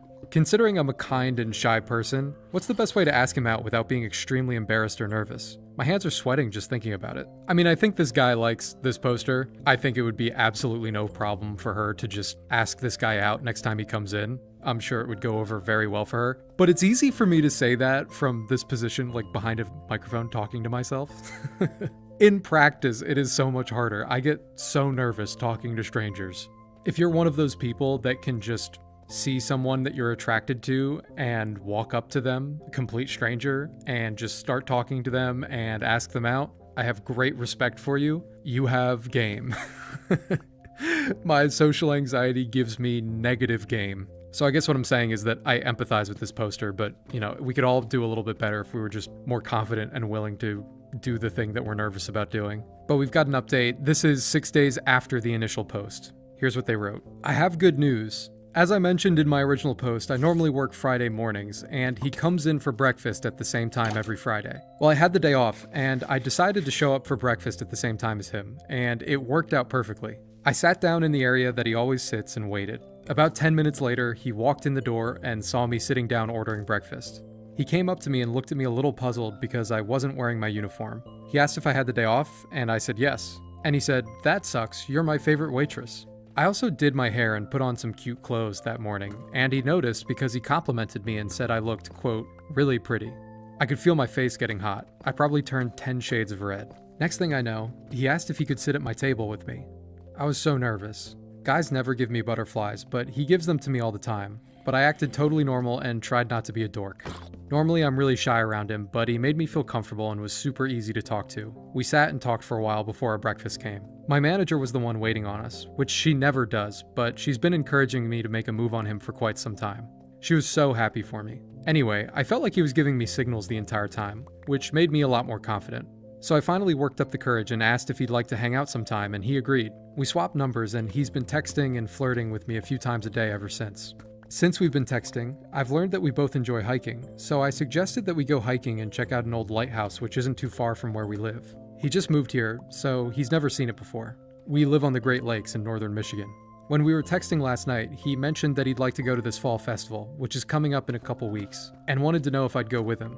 So I playfully said, "Are you asking me out on a date?" And he said, "Yes, will you please go with me?" TLDR, we're hanging out and going out on a date.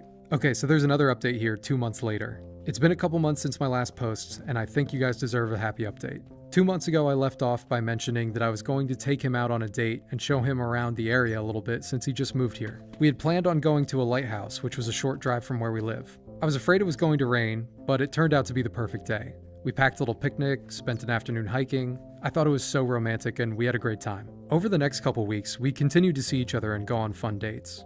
I wanted to take things to the next level so badly, but I wanted to wait and make sure that he felt the same way about me. After a couple weeks of dating, we were hanging out at his place one night, just watching a movie, and that's when he finally asked me if we could be exclusive. So here we are. We've been in an exclusive relationship for a couple months now, but I feel like I've known him forever. We just click. Anyway, he has a huge family, and they had Thanksgiving last weekend, which I was invited to. He begged me to come. I'm a shy person, so I was a little bit nervous, but they made me feel so welcome. His mom's a total sweetheart, and his dad's hilarious. When we were leaving, I gave his parents hugs, and his mom said to me, "You know, he always talks about you, and he's madly in love with you." My boyfriend was so embarrassed. I've never seen him get so red. I invited him to my family's Thanksgiving as well, and my family loved him, which was a huge relief because my dad hasn't liked any of my past boyfriends. But he immediately took a liking to him and had to show him around his shop because they're both into cars. It was so nice to finally bring a guy home that Dad approves of. And of course, my mom and aunts all thought he was a hunk. Anyway, I just figured I'd let you know how the date went and that we're finally a couple. This story sounds like the script of one of those Hallmark movies. And see, what was she so worried about? This guy liked her the whole time. Okay, here's all the ore that I got from that caving trip. People are always asking me to upgrade my gear and whatnot, so I think I might upgrade a couple things right now. I don't know if I'm going to make some people mad with my choice of what I'm going to upgrade here, but okay, here's my thinking. I shouldn't upgrade my chest plate because I never wear it anyways. I'm always wearing elytra, so why would I upgrade a chest plate? The people who are actually good at Minecraft and watch my gameplay are always leaving very polite but upset comments about how bad I am. This is way too expensive just to name these boots, but I mean, I think the name's just too good. I have to do it. Genuine ostrich.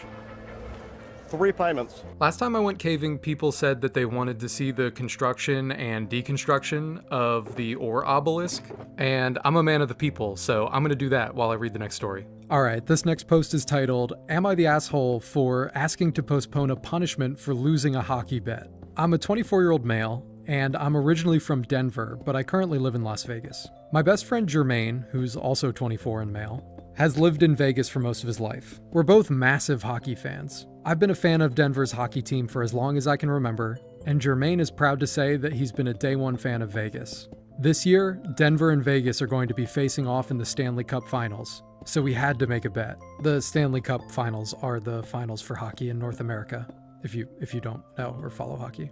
We decided that the fan of the losing team will get their haircut by the winner. Denver lost, I will accept my haircut, but not right now. All I asked was if we could postpone it a few weeks. We never set a date for when the haircut has to take place, but I'm due to serve as a groomsman for my sister's wedding 2 weeks from now. I at least owe it to her to have some nice looking wedding pictures, and not another reminder that her brother's an idiot, and that our team lost to the most hated team in the Western Division. Jermaine, on the other hand, thinks that I should suck it up and take the haircut when he so demands it. As I said before, our friends are split on this issue, but a few more are siding with Jermaine on the grounds of a bet is a bet. I think I picked this story because I have been both of these people. I've been the poster, like having to do the ridiculous and humiliating punishment for losing a bet. And I've been Jermaine as well, where I have enforced some absolutely heinous punishments for bets that my friends have lost. And while this poster's friend is correct, a bet is a bet, the poster should have to do the punishment. I think we're all going to agree that he shouldn't have to do it before his sister's wedding. Like, it's okay, you can look nice for your sister's wedding pictures and then get your haircut in a ridiculous fashion afterwards. All of the comments on this post are saying that they just need to have a conversation and talk about it, and like, obviously that is the solution here. This is not that big a deal. This is a very low stakes problem, but it does feel like the kind of problem that like happens frequently in male relationships. But I do like the poster's attitude about this. Like, he's ready to accept the haircut. He's just trying to put it off for a little bit. That's no problem. Let's go ahead and read this update here, which is shortly thereafter. I took your guys' advice to see if I could try and talk some sense into Jermaine. I waited a few days for him to come down off of his high from winning. And then I brought up asking to postpone the humiliation, and this time Jermaine was a little more open to it. Especially when I brought up that my sister's wedding was coming up. My older sister is normally chill AF, but even she had a few bridezilla moments leading up until yesterday. To be honest, I don't blame her. Planning a wedding is stressful. I had to point out to Jermaine that this was a big deal for my sister, and also reminded him of the crap that he went through when his sister was getting married. If he was me, he would have been the one begging to hold off the punishment. In the end, Jermaine agreed to wait until after the wedding. We made up and agreed to have some kind of boundary when it comes to future bets, especially when the humiliation may affect others like our families and friends. Which leads me to today. Jermaine showed up at my apartment at 10 a.m. this morning with a pair of scissors and some clippers. Now I look like what would happen if Harry Potter lost a fight with a lawnmower. Work is going to be rough for the next 2 weeks. Alright, see, it's all copacetic. Just talk it out with the fellas, it's no big deal. I'm glad they worked it out. These punishments always tend to be a great thing to talk about later and to reminisce on. Last year, I actually came in last in my fantasy football league, which, because I suck at fantasy football, okay, I don't get it. But I actually had to postpone the punishment as well. So it's just nice when your friends are understanding about, timelines and aren't enforcing some ridiculous punishment on you. Anyways, I'll quit yapping about my life. Let's read another story. All right, there's the final haul. I think that's pretty good for a day of caving. I've been thinking about what I want to do next, and I think I kind of hate this wall that I built a while ago. Like, it doesn't fit in at all with this hobbit hole area that we have going on. So I think I'm just going to try and make it look more natural, like kind of rocky. Okay, this one's a couple years old. It's from when the COVID lockdowns were still a thing, but I think it's still kind of relevant, so here we go. My fiance and I decided to break up, but she couldn't move out due to the lockdown. After about 4 months of isolating with her, I've realized that I don't want to break up with her anymore. The poster says that his fiance is 26 and female, and he is a 27-year-old male. My fiance and I have been dating since college, and as soon as we graduated, I proposed to her. However, we decided to get married once we were both financially stable and okay with our jobs. Now we've been living together for the last 2 years, and we both meet those job requirements. However, our love for each other has disappeared, or at least the spark that we used to have is gone. We became very busy, her with her graduate education plus job, and me with my work. I admit, I've been spending way too much time in the office, and once I get home, I use my free time to get ahead on deadlines and stuff. She's also constantly stressed and is juggling her education and her teaching job. We never have time for each other anymore, but we were always so busy that we never noticed. Then March came, and she approached me with the subject and we had a long talk. It was an emotional one. We've known each other for so long after all, and we're reaching the end after so many years. She was already in the process of booking flights to stay with her parents for a while when the lockdown was announced. She decided not to go home anymore in fear of possibly carrying the virus and infecting her family. I agreed with that decision, and since then we've been isolating together. Just interjecting here for context in case it's not clear. They're broken up, but they're still living together in isolation during COVID. We're both working from home now, and she also finished her studies in April.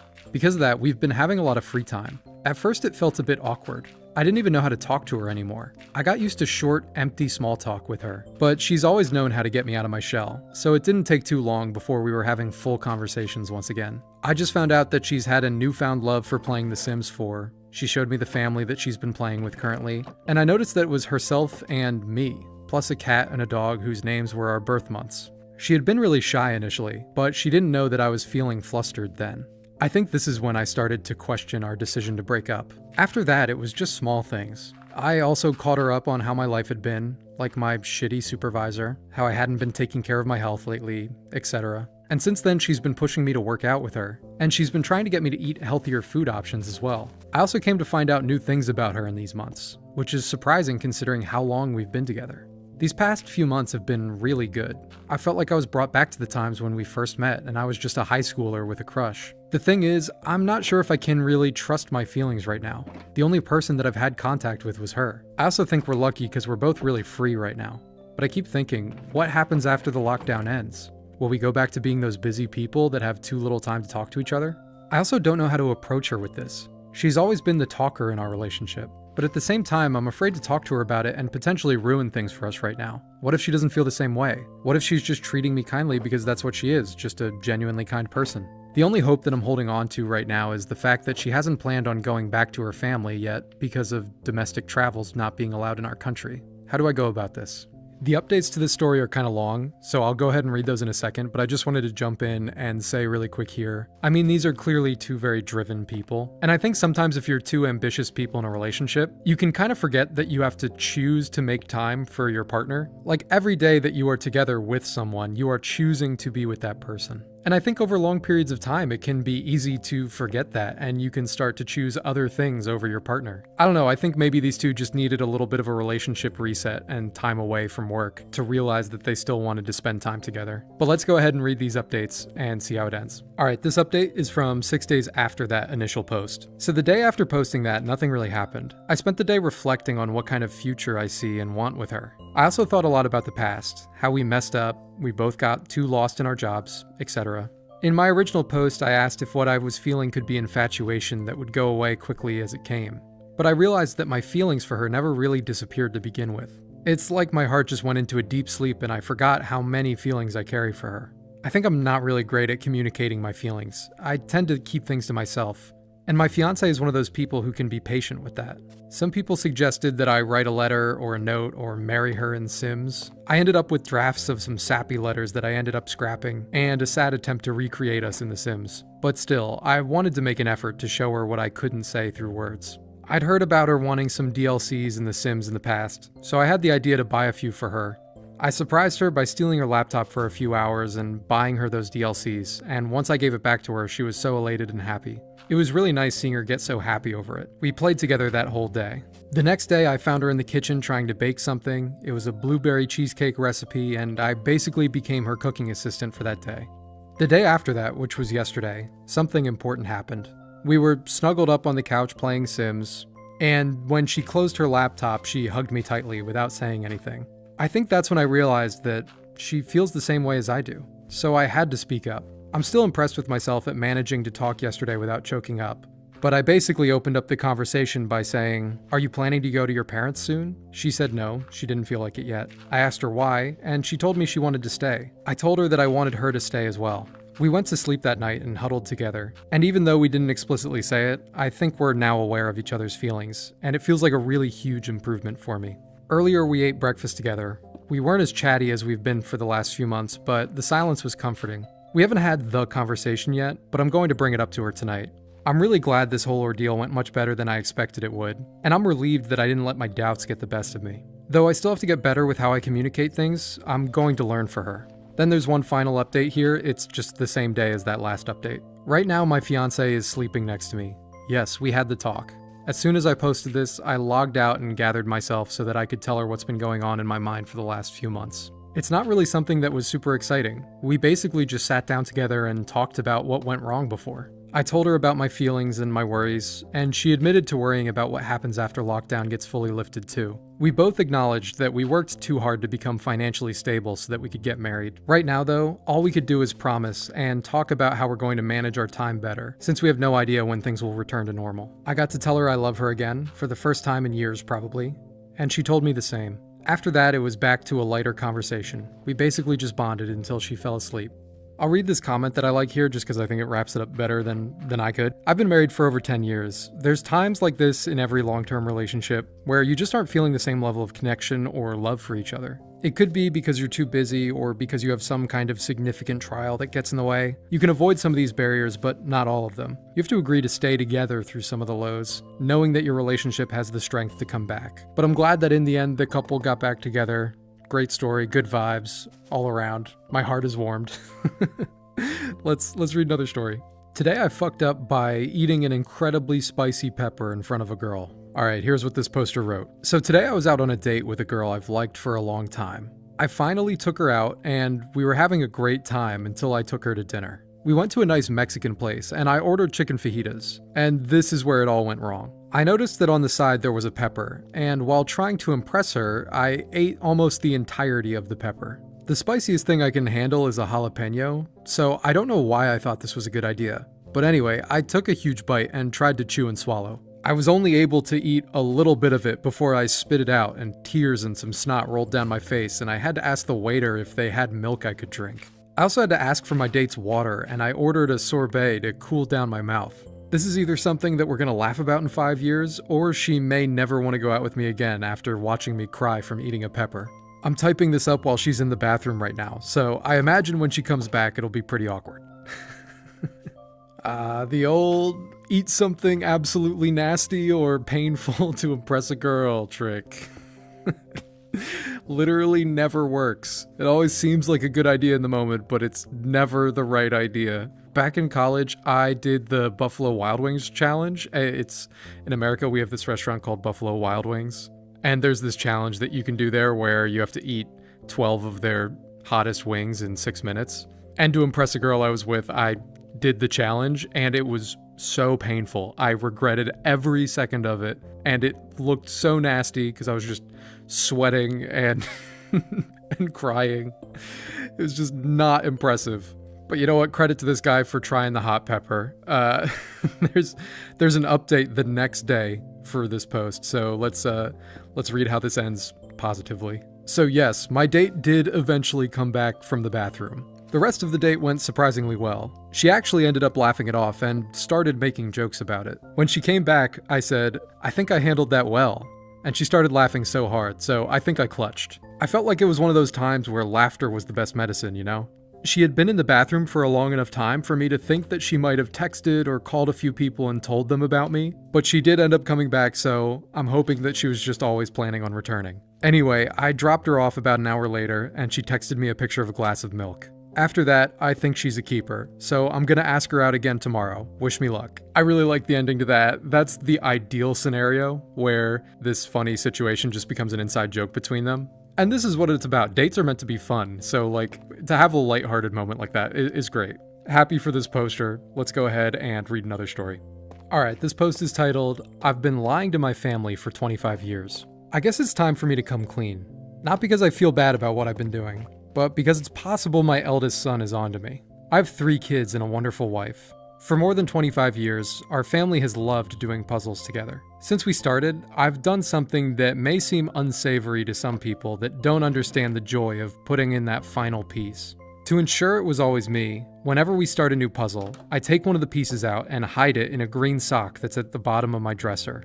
Whenever we get to the very end of a puzzle, we all have once again lost a piece. We all search frantically for it until I'm the hero who always finds it. Well, this Sunday we got to completion once again, only this time there were 2 pieces missing.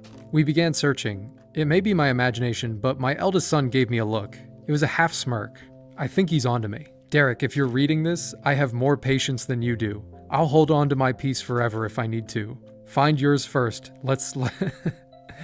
Find yours first. Let's put an end to this madness. I'll just go ahead and read the update here. Well, folks, I've been duped. I got up this morning, went into the kitchen to get some coffee, and as I walked past the puzzle, I noticed that it had been completed.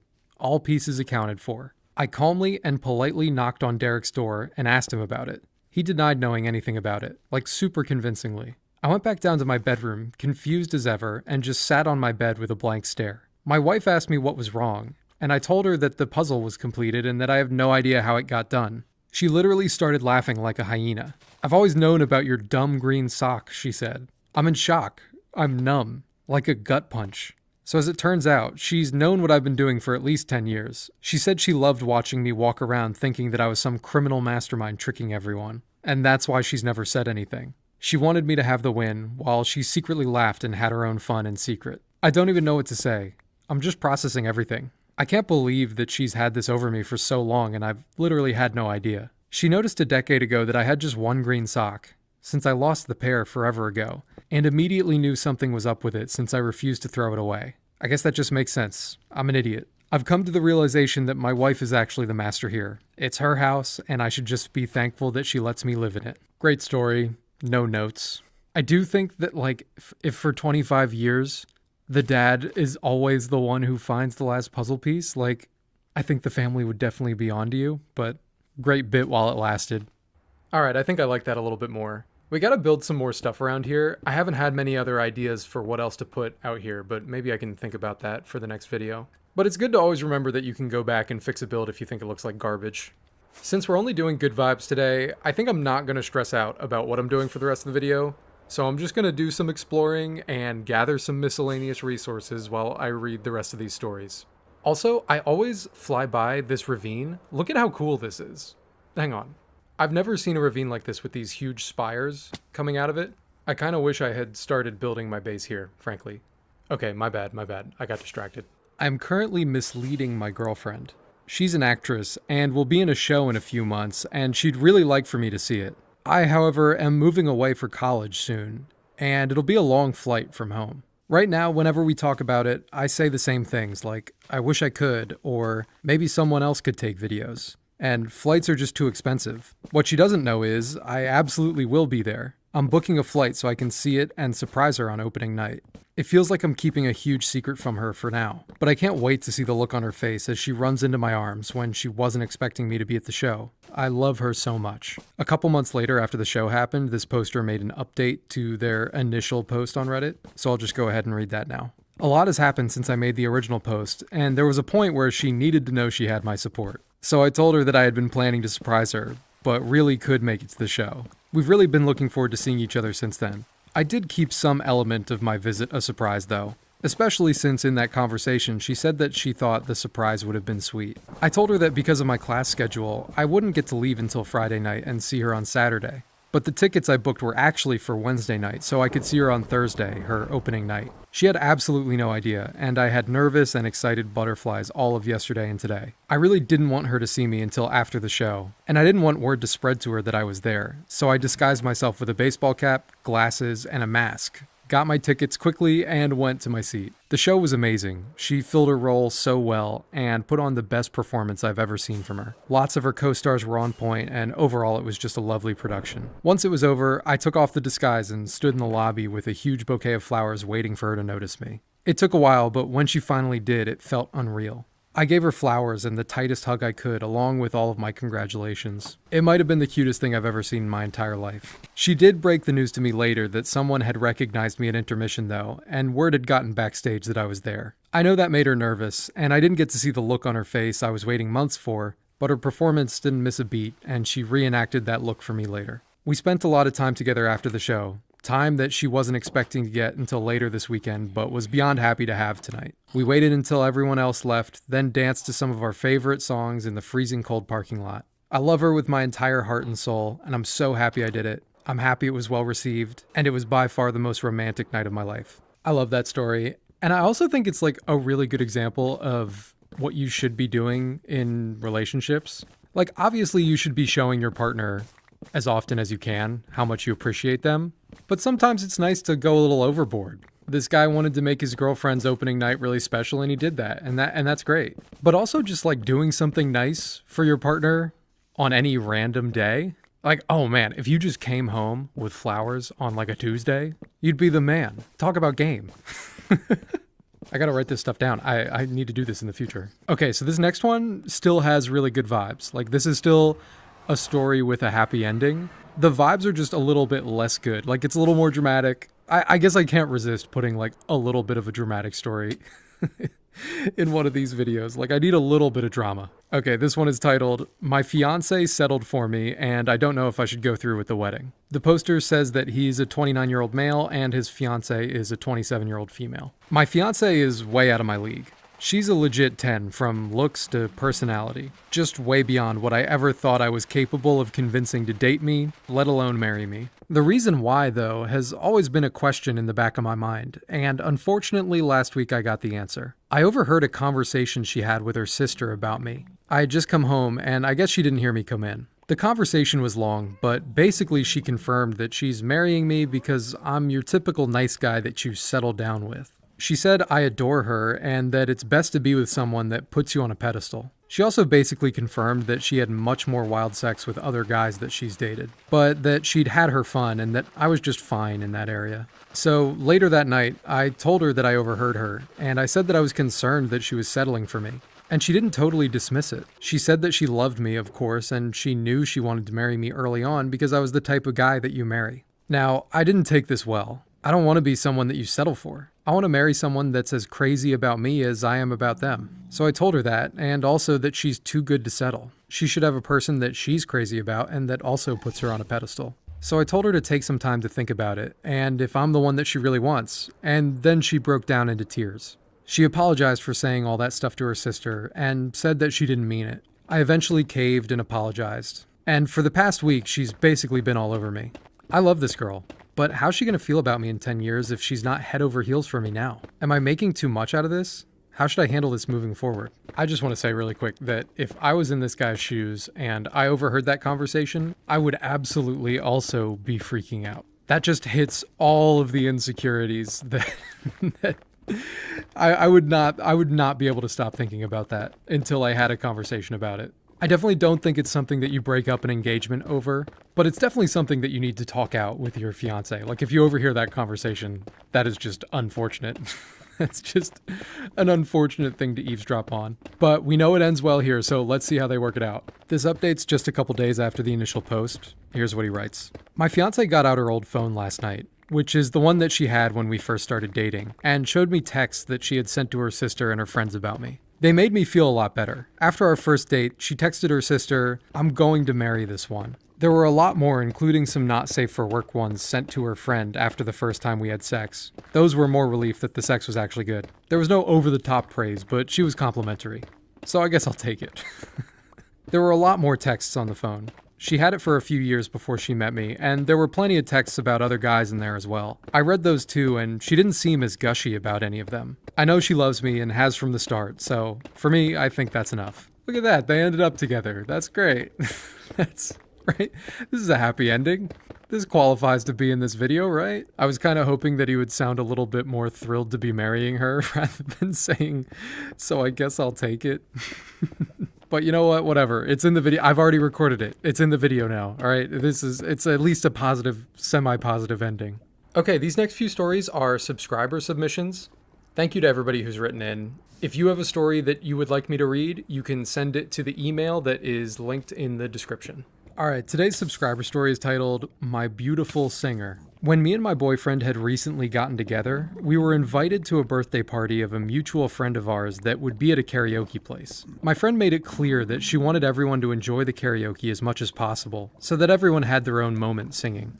When it was my boyfriend's turn, boy was everyone shocked. My boyfriend has this very high-pitched, cartoony voice when talking, but when singing, he's literally Frank Sinatra. Exact same voice. He could easily get a job replicating his voice because it sounds insanely similar. And his favorite song is also My Way, that's a Frank Sinatra song, which is the one he sang at the karaoke party.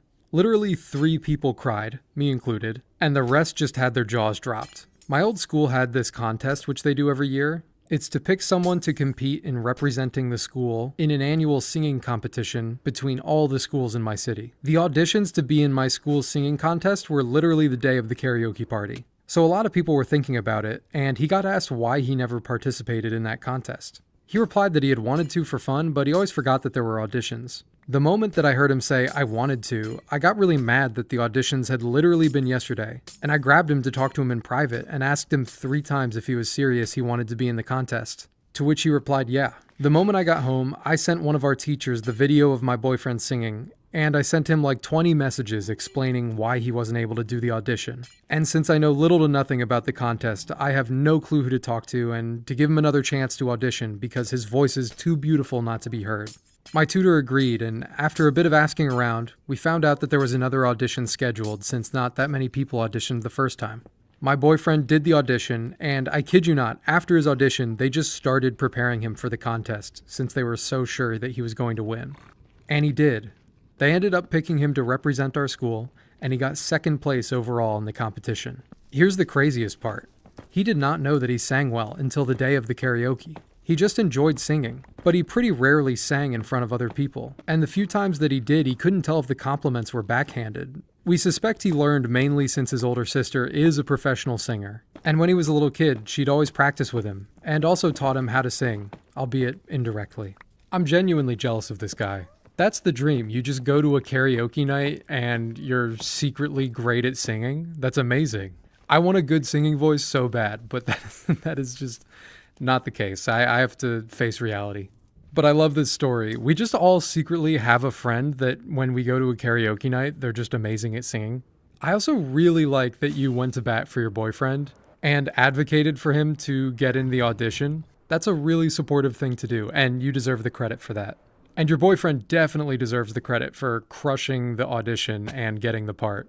That's actually the only subscriber story that we have today. I'm sorry to cut it short, but there will be another subscriber stories video coming soon, so I can spend more time and focus on them there. And that's also all the Reddit stories in Minecraft that I have for you today. Thank you so much to everyone who has written in, has commented, subscribed, liked the video. I feel like I just have the best group of people watching these videos, and I feel incredibly lucky.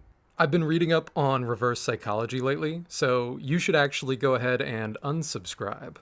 Actually, no, I don't like this bit. I wrote this bit down, and I don't like it. Okay, you should regular psychology subscribe.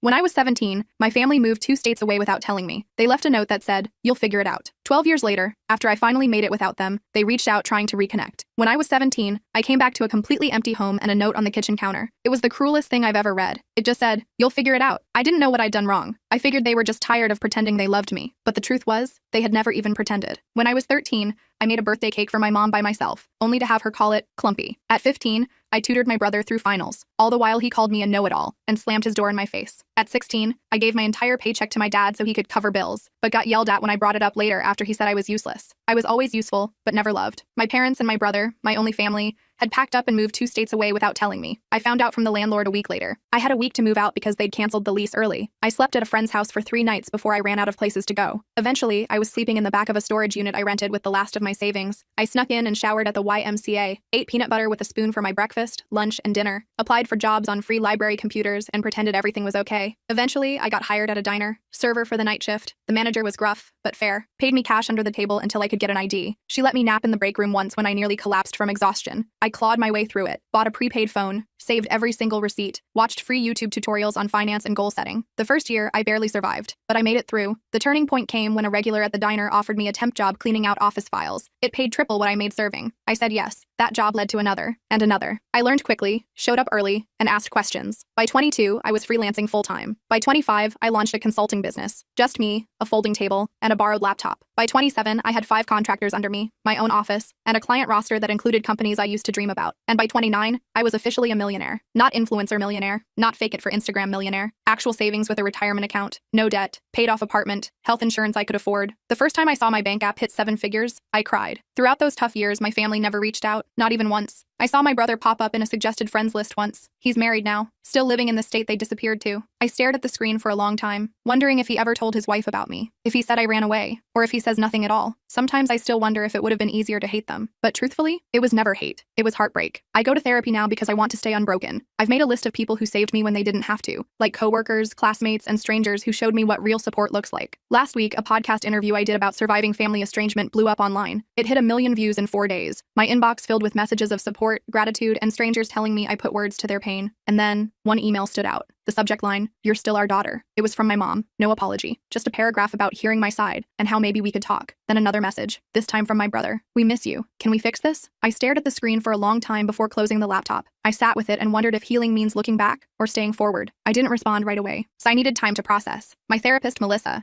suggested I take at least a week before making any decisions. "Give yourself space to feel whatever comes up," she said during our session. "There's no rush to respond." So I did. I focused on work, went to the gym, had dinner with friends. Normal stuff. But those emails haunted me. I kept opening them, reading them, closing them again. My mom's message felt cold, clinical almost, like she was reaching out to a distant acquaintance. My brother's was shorter but somehow felt more genuine. I couldn't stop thinking about them. After 10 days, I decided to reply to my brother first. Just something simple. I wrote, "It's been 12 years. What changed?" Then I hit send before I could overthink it. His response came within an hour. He said the podcast made him realize what they'd done. He claimed he was only 15 when they left me, that he didn't have a choice, that he'd always wondered about me, that he'd looked me up online a few times over the years but never had the courage to reach out, that seeing me successful made him proud. I didn't buy it. Not completely. If he'd been so concerned, why wait until I was publicly successful? I asked him exactly that. His next email was longer. He admitted that money was tight for them, that my parents' business had failed, that his wife was pregnant with their second child, that medical bills were piling up. I felt my stomach drop. There it was, the real reason. I didn't respond for another week. Then my mom sent a follow-up email with old family photos attached. Pictures of me as a baby. Pictures of us at the beach when I was maybe 5 or 6. Pictures of me and Michael building a snowman. Happy moments that felt like they belonged to someone else's life. At the bottom of the email, she wrote, "We made mistakes. We want to make amends." I showed the emails to Melissa during our next session. She reminded me that I was in control, that I could set boundaries, that I didn't owe them anything. But she also said that closure might help me move forward, whether that meant reconciliation or a final goodbye. I nodded along, but inside I felt conflicted. Part of me wanted to tell them to go to hell. Another part wanted to understand why they left me. And a tiny, stupid part of me still wanted them to love me. I decided to meet my brother first. Just him. No parents. We arranged to meet at a coffee shop in Chicago, halfway between where we both lived. I flew in that morning, checked into a hotel, and tried to calm my nerves. I almost canceled 3 times. But at 2 p.m., I walked into that coffee shop and saw him immediately. He looked older, heavier, with a receding hairline, but his eyes were the same. He stood up when he saw me, awkward and uncertain. I didn't hug him. We just sat across from each other with our coffees, like strangers. The first 20 minutes were painful. Small talk about the weather, about my flight, about his drive. Then he started apologizing. "Emma, I'm so sorry," Michael said, his voice cracking. "I was just a kid when it happened. I didn't know they were planning to leave you behind until it was too late. I was too scared to stand up to them." I just listened, watching his face for signs of deception. He seemed sincere, but I'd been fooled before. I asked him the question that had haunted me for 12 years. Why me? Why was I the one left behind? He looked down at his coffee. "They always saw you as the strong one, the independent one, the one who would be fine on your own. They thought you didn't need them as much as I did. They convinced themselves you'd be better off without them." It was the most ridiculous thing I'd ever heard. I told him about the storage unit, about eating peanut butter for weeks, about showering at the YMCA and working night shifts at 17. His face crumpled. "I didn't know," he whispered. "They told me you had a plan, that you wanted to stay behind, that you were going to live with a friend's family, that you'd chosen to separate from us. All lies." By the end of our meeting, I wasn't sure what to think. He seemed genuinely remorseful. He showed me pictures of his wife and daughter, told me about his job as an accountant, asked about my business, didn't directly ask for money, which surprised me. When we parted, he hugged me. I let him, but I didn't hug back. I just stood there, arms at my sides, feeling nothing. Back at my hotel, I called Melissa, told her everything. She pointed out that while my brother seemed sorry, he was still framing himself as a victim rather than acknowledging his role in my abandonment. She was right. He'd been 15, not 5. Old enough to pick up a phone, old enough to send an email, old enough to check on me at some point in 12 years. That night, my mom called. I hadn't given her my number, so Michael must have. I almost didn't answer, but curiosity won out. Her voice sounded older, raspier. She cried when I said hello, started talking about how proud she was of me, how she'd always known I would succeed, how special I was. I let her talk herself out. Then I asked her the same question I'd asked my brother. Why me? Her answer was different. We were in debt, Emma. We couldn't afford 3 mouths to feed. We knew you were smart enough to make it on your own. We figured you'd go to social services and get placed with a better family. We thought we were doing you a favor. I hung up on her, blocked her number immediately, threw my phone across the room and screamed into a pillow. The next morning, I had an email from my dad. First contact in 12 years. He didn't apologize. Instead, he wrote about how hard their lives had been, about medical bills and failed businesses, about how Michael's wife needed surgery, about how they were facing eviction. Then, at the very end, he asked if I could help the family out. Not a single question about my life, not a single acknowledgement of what they'd done. I forwarded the email to Melissa with the subject line, and there it is. She called me immediately, despite it being Sunday. We talked for an hour, about boundaries, about forgiveness versus reconciliation, about the difference between helping someone and enabling them, about what I actually wanted versus what I thought I should want. By Monday morning, I had made my decision. I emailed my brother, told him I was glad we'd met, that I understood he was in a difficult position when we were younger, that I was willing to have a relationship with him and his family, but with clear boundaries. No money, no loans, no financial support of any kind, and no relationship with our parents until they took full responsibility for their actions. His response was immediate and telling. I'm really disappointed, Emma, he wrote. Our parents really need help. Families should support each other. You're being selfish with your success. All the guilt buttons they'd installed in me as a child, pushed at once. I didn't respond. Instead, I booked an appointment with Melissa and a vacation to Bali. I needed space to process everything. 3 days later, Michael called, left a voicemail apologizing for his email, said he understood my position, said he still wanted a relationship on my terms, said he'd respect my boundaries. I listened to it twice, trying to decide if he was sincere or just changing tactics. I decided to give him one more chance, but with my guard up. I went to Bali anyway, spent 2 weeks on the beach, hiking through rice fields, and meditating. I needed the distance. When I got back, I had 6 more emails from my dad, each more desperate than the last. I didn't read past the subject lines. I also had a text from Michael asking if we could talk again. I agreed to a phone call, nothing more. The call started okay. He apologized again for pushing. I've been thinking a lot about what you told me, he said. I'm in therapy now too. I believed that part. He sounded different, less defensive. We talked about his kids, about my business, normal stuff. Then he mentioned that our parents were coming to visit him next weekend, asked if I would consider meeting them, just for an hour, in a public place. I felt my chest tighten. I'm not ready for that, Michael. He pushed a little, but backed off when I got quiet. After we hung up, I called Melissa. We had an emergency session that night. She helped me realize I was afraid of seeing them. Not because I hated them, but because I still craved their approval. Still wanted them to love me. Still wanted to be enough. It was pathetic, but it was true. I cried for an hour in her office. The next day, Michael texted again. Said our mom was crying all night after he told her I wouldn't meet them. Said our dad was talking about driving to my city anyway. I felt panicky. Blocked Michael's number immediately. Then I called my assistant and told her I was working from home for the week. Ordered groceries for delivery. Basically hid in my apartment like a scared kid. On Wednesday, the doorman called up. Said there was a couple asking for me. Wouldn't give their names. I knew instantly. Told him I wasn't accepting visitors. 5 minutes later, my phone rang from an unknown number. I let it go to voicemail. It was my dad. Emma, we drove 8 hours to see you. His angry voice said, you're being childish. We deserve a chance to explain. I deleted the message and turned off my phone. Thursday morning, I woke up to someone pounding on my door. I froze in bed, heart racing, checked the peephole. It was them, my parents, standing in my hallway like they had any right to be there. Emma, please. My mom's voice came through the door. We just want to talk to you. We know you're in there. My dad added. We love you. We're sorry. I didn't open the door. I sat on the floor with my back against the wall, shaking. Eventually, they left. I called building security immediately, told them not to let those people up again. The guard sounded concerned, asked if I needed police. I said no, just don't let them up. Then I called Melissa. She came over on her lunch break, brought me a sandwich and sat with me while I cried, told me I had every right to set boundaries, that I didn't owe them a meeting, that what they were doing was harassment, not reconciliation. After she left, I got an email from Michael. He was furious, said I'd humiliated our parents, said they were staying in a cheap motel they couldn't afford because they were so desperate to see me, said his wife needed surgery next month and they were hoping I could help, said I was being cruel. I didn't respond. Friday morning, I decided I needed to leave town for a while, booked a flight to visit my friend Rachel in Portland. She'd been one of the people who helped me when I was homeless, let me crash on her couch for a week when I had nowhere else to go. I trusted her completely. I was throwing clothes in a suitcase when my phone rang. Unknown number again. I ignored it. 10 minutes later, my doorman called. Said there was a woman downstairs having what looked like a medical issue. Said she was asking for me by name. Claimed to be my mother. I felt sick. Told him to call an ambulance if she needed help, but I wasn't coming down. He sounded uncomfortable but agreed. I finished packing and headed downstairs an hour later. Checked the lobby carefully before entering. No sign of them. I felt relieved but also weirdly guilty. The doorman gave me a strange look as I passed. Told me the ambulance had come. That the woman had been having chest pains. That she'd been taken to Memorial Hospital. I nodded and hurried out to my waiting Uber. At the airport, I got another call from Michael. I almost didn't answer, but something made me pick up. Mom had a heart attack. He was crying. She's in surgery. This is your fault for stressing her out. I hung up on him, called Melissa instead. She answered immediately. I told her what happened, asked if I was a terrible person. Emma, listen to me, she said firmly. You are not responsible for your mother's health. This feels like another manipulation tactic. Get on your plane and take care of yourself. I did. Spent the weekend with Rachel, told her everything. She remembered when my family abandoned me, remembered how broken I'd been. She was furious on my behalf. They don't deserve a minute of your time, she said, pouring me another glass of wine. Not after what they did to you. It felt good to have someone so firmly in my corner. Sunday night, I got an email from my dad. My mom was stable, had a stent put in, would be released Tuesday. The email ended with, she's asking for you. Don't you think you've punished us enough? I showed Rachel. She rolled her eyes so hard I thought they might get stuck. Told me this was textbook guilt tripping. I knew she was right, but part of me still felt responsible. I flew home Monday, found flowers outside my apartment door. The card said, please call us. We're staying at the Holiday Inn until Wednesday. No apology, no acknowledgement of boundaries, just another demand. I threw the flowers in the trash chute. Tuesday morning, I got a text from an unknown number. It was a photo of my mom in a hospital bed, looking pale and small. The message said, she might not have much time left. Do you really want to live with this regret? I blocked the number, called Melissa. She suggested I take a social media break, change my number, maybe even stay with a friend for a while. I agreed, called my assistant and told her I'd be working remotely for 2 weeks, packed another bag. Before I could leave, my doorman called again, said there was a young woman downstairs asking for me, said she had a small child with her, said she claimed to be my sister-in-law. I felt cornered. These people wouldn't stop. I told the doorman to send her up, decided to face this head on. The woman who knocked on my door looked exhausted, had dark circles under her eyes, was holding a sleeping toddler against her shoulder. I'm Jenny, she said quietly, Michael's wife. I came alone because I wanted to talk to you without family drama. I let her in reluctantly, offered her water. She accepted gratefully. Jenny put her sleeping daughter on my couch, tucking a blanket around her. Then she sat at my kitchen table and started talking. I only learned about you 3 years ago, she admitted. Michael told me you ran away at 17, cut contact with the family. I always thought it was strange but never pushed. Hearing your podcast was a shock. I confronted him, and he finally admitted the truth. I just listened, not sure what to believe anymore. Jenny seemed sincere. I'm horrified by what they did to you, she continued. I insisted Michael reach out, but I had no idea they were going to ask you for money. I'm embarrassed and angry about that. Yes, I do need surgery for a thyroid condition, but we have insurance. Your parents are the ones in financial trouble, not us. I asked her why she'd come. She looked me straight in the eyes. You deserve to know the whole truth, she said. Your parents have been telling everyone you abandoned the family, that you were mentally unstable, that you stole money from them before disappearing, that they spent years looking for you. All lies to cover what they'd done. I felt like I'd been punched. How do you know this is true? She pulled out her phone, showed me Facebook posts from years back. My mom asking for prayers to find her troubled daughter. My dad claiming I'd taken their savings before running away. Posts about hiring private investigators, about checking homeless shelters, all carefully crafted to make them look like victims, all dated years after they'd abandoned me. Jenny apologized for being part of it, even unknowingly. Said she'd confronted my parents too, that they'd admitted everything to her when she threatened to tell the whole family the truth, that they were desperate now because their lies were unraveling, that my podcast had people asking questions they couldn't answer. Her daughter woke up then, a cute little girl with curly hair. This is Lily, Jenny said softly. She's 3. I have another daughter on the way. I want my children to know their aunt, but only if you want that too. No pressure, no guilt, just an open door if you ever choose to walk through it. After they left, I sat in my apartment for hours, processing, called Melissa again, told her everything Jenny had said. She wasn't surprised. Abusers often control the narrative, she explained. They create alternate realities where they're the victims. She asked what I wanted to do now. I honestly didn't know. That night, I got another email from my dad. This one was different, angry, threatening. Said if I told lies about them online, they would sue me for defamation. Said they had proof I'd stolen from them. Said they'd go to the media with their side if I didn't take down the podcast and issue a public apology. Said they expected financial compensation for the damage to their reputations. I forwarded it to Melissa, then to my lawyer, Marcus. He called me immediately. This is empty threatening, he assured me. Truth is an absolute defense against defamation. Save everything but don't respond. I'll handle it if they actually file anything, which I doubt they will. People who are actually going to sue don't usually announce it first. The next day, I got a call from Michael. I let it go to voicemail. He sounded panicked. Emma, Jenny told me she visited you. Our parents are furious. They're saying terrible things about her now too. I'm scared they're going to try something desperate. Please call me back on Jenny's phone, not mine. I didn't know what to believe anymore. Called Marcus again. He suggested meeting Michael and Jenny somewhere public, with him present as my lawyer, just to hear them out. I agreed reluctantly. We set up a meeting at a restaurant near Marcus's office for the next day. They showed up on time. Both looked terrible, stressed, exhausted. Jenny had a bruise on her arm she kept trying to hide. Michael couldn't make eye contact. I'm Marcus, Emma's attorney, he said as we sat down, which made Michael flinch. But we sat down, ordered coffee, and they started talking. The story that came out was worse than I'd imagined. My parents had been living off Michael for years, moving in and out of his house, taking money for emergencies, watching his kids while criticizing his parenting. When Jenny confronted them about me, my dad had grabbed her arm, hard enough to leave marks. Michael had kicked them out. They were now staying in a motel, calling constantly, showing up at his work. I listened without interrupting, watched my brother break down as he described how our parents had controlled him his entire life, how they'd convinced him I abandoned them, how he'd been too scared to question their version of events, how he'd been trapped in their web of manipulation and lies for 12 years, how he was terrified they would hurt Jenny or the kids. Marcus asked careful questions about financial entanglements, about house titles and bank accounts, about whether my parents had keys to their house. Michael answered everything, said they'd co-signed his mortgage, said his dad was still on his bank account from when he was in college, said they had spare keys, said they knew all his passwords. Marcus took notes, occasionally glancing at me. By the end of the meeting, I felt drained but clearer. This wasn't just about me anymore. Michael and Jenny were victims too, in their own way. Different from me, but still trapped. Marcus suggested they speak to a lawyer of their own, gave them a colleague's card, told them to change their locks, passwords, and bank accounts immediately. They nodded, looking overwhelmed but grateful. As we were leaving, Michael hugged me. This time, I hugged him back. It wasn't forgiveness, not yet, but it was something. A recognition that we'd both been damaged by the same people, that maybe we could help each other heal. That night, I got a series of increasingly unhinged texts from my parents' numbers. Accusations, threats, guilt trips. I blocked them all. Then I called Jenny, asked if they were safe. She said yes. They'd changed the locks, stayed with friends the night before, were looking into a restraining order. I felt relieved but still worried. The next morning, I woke up to my phone ringing. It was Jenny, hysterical. They broke into our house, she sobbed. They took Lily's baby photos, important documents, Michael's laptop. They left a note. Family matters should stay in the family. I told her to call the police immediately, said I'd meet them at their house, called Marcus on my way. When I arrived, there was a police car outside their house. An officer was taking statements in the living room. The place was a mess. Drawers pulled out, papers scattered. Michael was sitting on the couch, head in his hands. Jenny was pointing out missing items to the officer. I introduced myself as family, there to help. The officer seemed skeptical that grandparents would break in. Are you sure they didn't just use a key? He asked. Maybe this is a misunderstanding? Jenny showed him her bruised arm, told him about the escalating behavior, about the threats, about how they'd been stalking them. He took notes but didn't seem convinced. Said without evidence, it would be hard to prove who did this. After the police left, we cleaned up together. Found more missing things. Photo albums, financial documents, the spare key to their car. Michael looked defeated. This is my fault, he said. I should have protected my family better. Should have stood up to them years ago. Should have looked for you harder. I didn't disagree, but I didn't pile on either. We were beyond that now. Marcus arrived as we were finishing, looked around grimly, said this changed things, that we needed to document everything, that breaking and entering was a serious crime, that we should all stay somewhere else for a few days, that he'd help us file for emergency restraining orders in the morning. We nodded, too exhausted to argue. Jenny packed bags for them while Michael and I secured the house as best we could, changed locks again, checked windows, discussed security cameras. It felt surreal, taking these precautions against our own parents, but also necessary. They'd crossed a line that couldn't be uncrossed. As we were leaving, Michael got a text from our dad. Just 3 words. We're watching you. He showed it to me, hands shaking. I took a screenshot, sent it to Marcus. Then I made a decision. Told them they were coming to stay with me. My building had security, cameras, a doorman who already knew not to let our parents in. They accepted gratefully. That night, the 4 of us ate takeout in my living room. Lily played with toys Jenny had packed. We talked quietly about next steps, about restraining orders, about police reports, about changing phone numbers and email addresses, about possibly moving to a new house, about how to protect themselves long term. It wasn't the family reunion I'd ever imagined. Sitting there with the brother who'd let me be abandoned, his wife who'd believed lies about me, and their daughter who was innocent in all of this. But somehow, it felt right. Like we were finally facing the truth together. Like maybe, just maybe, we could build something new from the ashes of what our parents had destroyed. The next morning, Marcus called, said he'd filed emergency restraining orders for all of us, said we needed to appear in court next week to make them permanent, said he'd also reported the break-in to a detective he knew,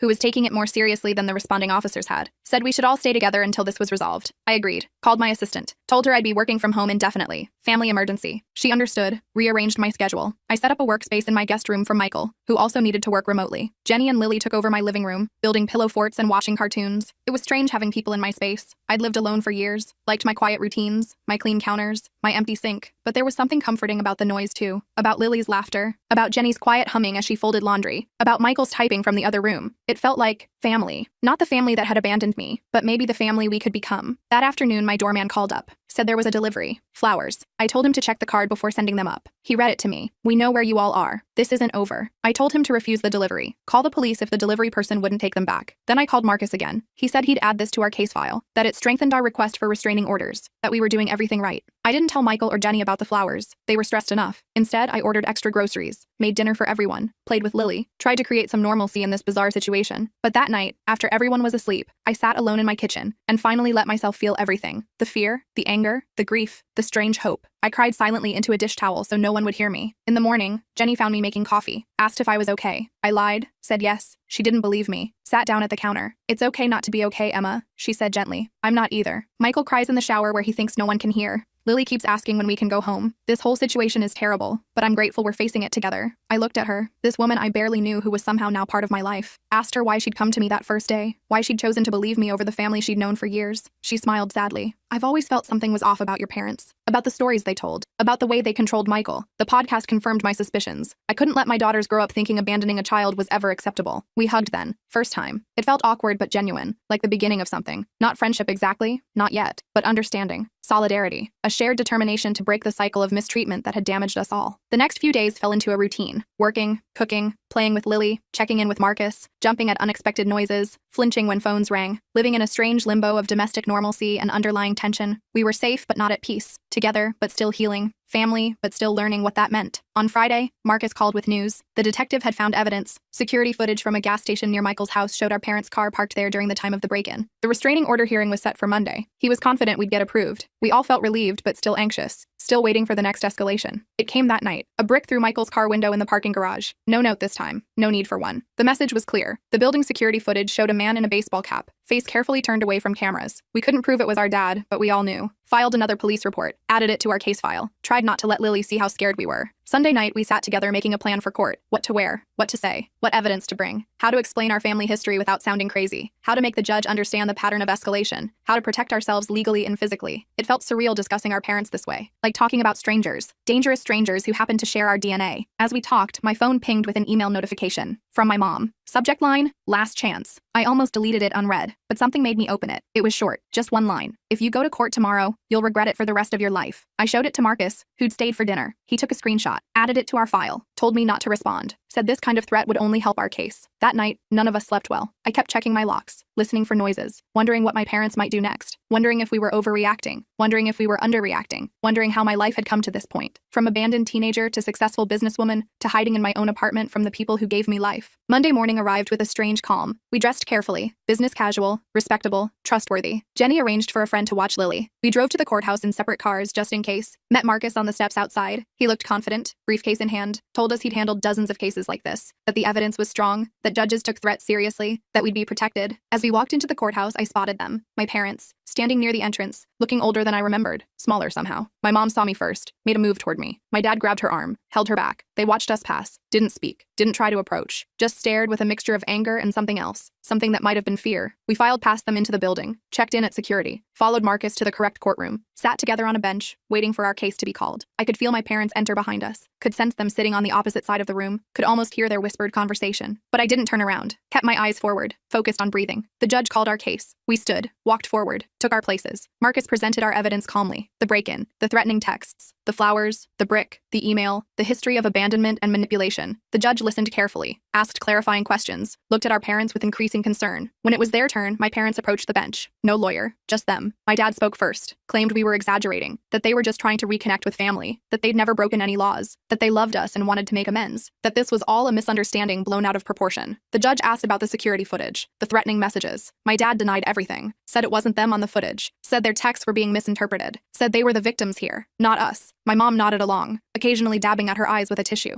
Then the judge asked them directly about abandoning me at 17. My dad hesitated, started talking about troubled teens, about difficult decisions, about doing what they thought was best. The judge cut him off, asked again, directly, "Did you leave your minor child alone and move to another state?" My dad looked down, mumbled something about financial hardship. The judge's expression hardened. After hearing both sides, the judge granted our restraining orders. 3 years, no contact, no approaching our homes or workplaces, no messages through third parties. Any violation would result in immediate arrest. My parents looked stunned, like they couldn't believe this was happening, like they'd never faced consequences before. As we left the courtroom, my mom called my name, just once, softly. I kept walking, didn't look back, felt a weight lifting with each step. Not healing, not yet, but the beginning of it. The first real boundary that couldn't be crossed without serious consequences. Outside, Marcus shook all our hands, said we'd done well, said the orders were solid, said to call him immediately if there were any violations, said he was proud of us for standing up for ourselves. We thanked him, feeling dazed but relieved, like survivors of a natural disaster, blinking in the sunlight. Michael hugged me on the courthouse steps, a real hug this time. "I'm sorry, Emma," he said, voice breaking, "for everything, for not protecting you then, for not finding you sooner, for believing their lies, for bringing this chaos back into your life." I hugged him back, told him we were going to be okay, that we had each other now, that we could build something new, something better. As we walked to our cars, I felt my phone buzz, a text from an unknown number. I almost didn't check it, but when I did, I felt a chill. It was a photo of Lily at her friend's house, playing in the backyard, unaware she was being watched. Below it, just 4 words, "This isn't over yet." I showed Michael the text immediately. His face went white. He called Jenny, who was already on her way to pick up Lily. I told them to meet us at my apartment. Then I called Marcus from the car, my hands shaking so bad I could barely hold the phone. He told me to forward him the text and drive straight home. Said he'd call the police and meet us there. Said this was a clear violation of the restraining order. Said to stay calm, but vigilant. The drive back felt like it took forever. I kept checking my mirrors, paranoid my parents were following me. When I finally pulled into my building's garage, I sat in my car for a minute just breathing, trying to get my poop together before facing Michael and Jenny. They needed me to be strong right now. I found them already in my apartment, Jenny clutching Lily like she might disappear. The poor kid looked confused and scared. Michael was pacing, running his hands through his hair over and over. I showed them the text. Jenny started crying, said they'd been watching her baby, said she'd never forgive herself if something happened to Lily. Michael put his arms around them both, looking more determined than I'd ever seen him. Marcus arrived 20 minutes later with 2 police officers. They took our statements, looked at the text, made some calls, said they'd send a patrol car to the friend's house to check things out, said they'd try to trace the number, said they'd increase patrols around my building, all the right things, but I could tell they didn't fully get how dangerous my parents could be, how unpredictable, how desperate. After the police left, we sat in my living room trying to figure out next steps. Jenny suggested going to a hotel under different names. Michael thought we should drive to his cousin's house a few states away. I just sat there getting angrier by the minute. This was bull crap. We'd done everything right, followed all the legal channels, got our restraining orders, and they were still terrorizing us, still controlling our lives through fear. I stood up suddenly. I'm done running, I said. Done hiding. Done letting them dictate how I live my life. They've already stolen my childhood. I'm not giving them my adulthood too. Michael looked at me like I was crazy. What are you planning to do? I honestly didn't know yet, but I knew we couldn't keep living like this. That night, we took turns keeping watch while the others slept. I took the first shift, sitting by my living room window with all the lights off, watching the street below. Around 2 a.m., I spotted a car I recognized. My dad's old Buick. It circled the block 3 times before parking across the street. I took pictures with my phone, then woke Michael. We watched together as our dad sat in his car, just staring up at my building. Not approaching, not violating the restraining order technically, just letting us know he was there, watching, waiting. In the morning, I sent the photos to Marcus. He said it was concerning, but not technically a violation since my dad stayed in his car, away from the building. Said to keep documenting everything. Said he'd talk to the detective again. I hung up feeling frustrated. The legal system had limits. Restraining orders were just pieces of paper. They couldn't stop someone determined to hurt you. Jenny and Michael decided to take Lily to a hotel for a few days, somewhere with interior corridors and good security. I helped them pack, hugged them goodbye, promised to check in every few hours. After they left, I sat in my empty apartment feeling strangely calm, like I'd reached some kind of decision point, like I couldn't keep living in this limbo. I called Melissa, told her everything, asked her what she thought I should do. She was quiet for a minute. Then she asked me a question that hit me hard. What do you actually want from your parents? Not what I didn't want, not what I was afraid of, but what I actively wanted. I realized I'd never really thought about it that way. After we hung up, I made a list. What I wanted. 1. To live without fear. 2. To have a relationship with my brother and his family. 3. To stop feeling responsible for my parents' actions. 4. To be free of the past. Nowhere on that list was reconciliation with my parents. Nowhere was forgiveness. Nowhere was understanding why they did what they did. I just wanted to be free of them. That afternoon, I did something crazy. I emailed my parents. Just a short message. I know you're watching my building. I know you're not going to stop. So let's talk. One last time. Tomorrow, noon. The coffee shop on 8th Street. Just me. No police. No lawyers. After that, you leave us all alone forever. I hit send before I could change my mind. I didn't tell Michael or Jenny. Didn't tell Marcus or Melissa. This was something I needed to do myself. For myself. I wasn't naive enough to think my parents would suddenly become reasonable people, but I needed to face them on my terms. Needed to say my piece. Needed to end this cycle once and for all. My dad replied within minutes. Just, we'll be there. No threats. No guilt trips. Just confirmation. I spent the rest of the day preparing. Not physically. Mentally. Thinking about what I wanted to say. What I needed them to hear. What boundaries I needed to set. I slept surprisingly well that night. Like making a decision had lifted some weight off me. The next morning, I dressed carefully. Not to impress them. Just to feel strong. Confident. I took an Uber to the coffee shop, arriving 15 minutes early. Chose a table in the back corner where I could see the door but wasn't immediately visible from outside. Ordered a coffee I didn't really want. Just sat there, waiting. Surprisingly calm. They arrived exactly at noon. Looking older than they had in court. More tired. My mom spotted me first. Nudged my dad. They walked over slowly, like they were approaching a wild animal that might bolt. Sat down across from me without speaking. We just looked at each other for a long moment. These strangers who were my parents. These people who had shaped me in ways they'd never understand. I spoke first. I didn't call this meeting to reconcile, or to give you money, or to hear excuses. I called it to make you understand one thing. It's over. You've lost. Not just the court case. You've lost me. Lost Michael. Lost your grandchildren. Lost any chance at being part of our lives. And if you can't accept that, if you keep stalking us, threatening us, trying to force your way back in, I will destroy you. My dad started to interrupt. I held up my hand. I'm not finished. Then I pulled out my phone, showed them screenshots of all their threatening messages, the photo of Lily, the emails. I've sent copies to everyone in your lives, your siblings, your church, your neighbors, your employers, everyone. Not yet, but I will if you contact any of us again. If you come near our homes, if you so much as mention our names to anyone we knew. My mom started crying. We just want our family back. We made mistakes, but we deserve another chance. We're getting older and don't want to die alone. I looked at her for a long moment. You should have thought about that before abandoning your 17-year-old daughter, before lying to everyone about what you'd done, before breaking into Michael's house, before threatening your own grandchild. My dad got angry then. You're ungrateful. You've always been difficult. You've turned your brother against us. You owe us for raising you. I just laughed. Actually laughed in his face. Do you really think you're entitled to gratitude for doing the bare minimum as a parent for 17 years before abandoning me completely? Do you think your parenting was so stellar that I should be thanking you for it? He didn't have an answer for that. Just sat there, red-faced and silent. My mom was still crying, but I felt nothing. No guilt, no sympathy, just a cold clarity that these people were never going to change, never going to take responsibility, never going to be the parents I deserved. I stood up to leave. This is your last warning. Next time you violate the restraining order, I won't just call the police. I'll make sure everyone you know understands exactly what kind of people you really are. I have the resources to make your lives very difficult if you force my hand. I don't want to do that, but I will to protect my family, my real family, Michael, Jenny, Lily, the people I choose. As I walked away, my mom called after me. Do you really hate us that much? I stopped, turned around. I don't hate you. I feel nothing for you. You're strangers to me now, and that's your loss, not mine. I walked out of that coffee shop feeling lighter than I had in years, called Michael from the sidewalk, told him everything. He was upset at first that I'd met them alone, then concerned they might retaliate, but mostly he seemed relieved that someone had finally stood up to them directly, said he wished he'd had the courage to do it years ago. I went back to my apartment, packed a bag, decided to join Michael and his family at their hotel for a few days, just to be safe. When I got there, Lily ran to hug me. "Auntie Emma!" she called for the first time. I almost cried. Jenny hugged me too, said she was proud of me, said she hoped I'd finally get some peace. Michael just squeezed my shoulder, no words needed. We spent the next few days in a weird limbo, waiting for my parents to make their next move, checking our phones constantly, jumping at unexpected noises, but nothing happened. No calls, no texts, no emails, no sightings of their car, just silence. After a week, Michael and Jenny decided to go home, changed all their locks again, installed security cameras, made plans to put their house on the market, started looking at places closer to my city. I went back to my apartment too, back to work, back to something like normal life. 2 weeks passed, then a month. Nothing from my parents. Marcus checked in regularly, said the detective had confirmed they'd returned to their home state, said the restraining orders were still in effect, said we should stay vigilant but try to move forward with our lives. Slowly we did. Michael found a new job in my city. Jenny enrolled Lily in preschool. They bought a house 20 minutes from my apartment. We had dinner together every Sunday, started building new traditions, new memories, a new kind of family based on choice rather than obligation. I kept expecting to feel something about my parents, grief maybe, or guilt, or anger, but mostly I felt relief, like I'd finally put down a heavy weight I'd been carrying since I was 17, like I could finally focus on the future instead of the past. 6 months after the coffee shop confrontation, I got a letter, forwarded through Marcus so my address stayed private, from my mom. I almost didn't open it, almost threw it away unread, but curiosity won out. It was short, just a few paragraphs. No excuses this time, no demands, just an acknowledgement that they'd hurt me deeply, that they'd failed as parents, that they understood why I wanted nothing to do with them, that they were getting counseling, that they would respect the restraining orders, that they hoped someday I might be willing to hear a proper apology, but understood if that day never came. I showed it to Michael. He got a similar letter. We talked about it over dinner that night, about whether it was sincere, about whether it changed anything, about whether we could ever trust them again. We didn't reach any conclusions, just agreed to take it one day at a time, to prioritize our healing, to protect the family we were building. I keep the letter in my desk drawer, not because I'm ready to forgive, not because I want reconciliation, but because it represents something important. My parents finally recognizing my right to set boundaries, my right to choose who I allow in my life, my right to define family on my own terms. Last week, Lily had her 4th birthday party. Michael and Jenny invited me to help plan it. We had it at my apartment. Balloons everywhere. A cake I ordered from a fancy bakery. Presents piled on the coffee table. Lily running around in a princess dress, laughing. Jenny taking pictures. Michael grilling on my balcony. Friends stopping by throughout the day. So much noise. So much joy. At one point, I stepped into the kitchen for a moment alone, just watching through the doorway as Michael swung Lily around in circles, as Jenny laughed at something a friend said. As my apartment, once so empty and quiet, filled with life and love. I thought about that note on my kitchen counter 12 years ago. You'll figure it out. And I had. Not the way they meant, but I'd figured out what family should be, what love should look like, what I deserved all along. I'm not saying everything's perfect now. I still have trust issues, still go to therapy every week, still have nightmares sometimes about being abandoned, still flinch when my doorbell rings unexpectedly, but I'm healing. We all are. Building something new from the broken pieces of our past, something stronger, something chosen, something real. Sometimes people ask if I'll ever reconcile with my parents, if I'll ever let them meet Lily, if I'll ever forgive them for what they did. I don't have answers to those questions yet. Maybe someday, maybe never. But what I do know is this. I'm not defined by what they did to me anymore.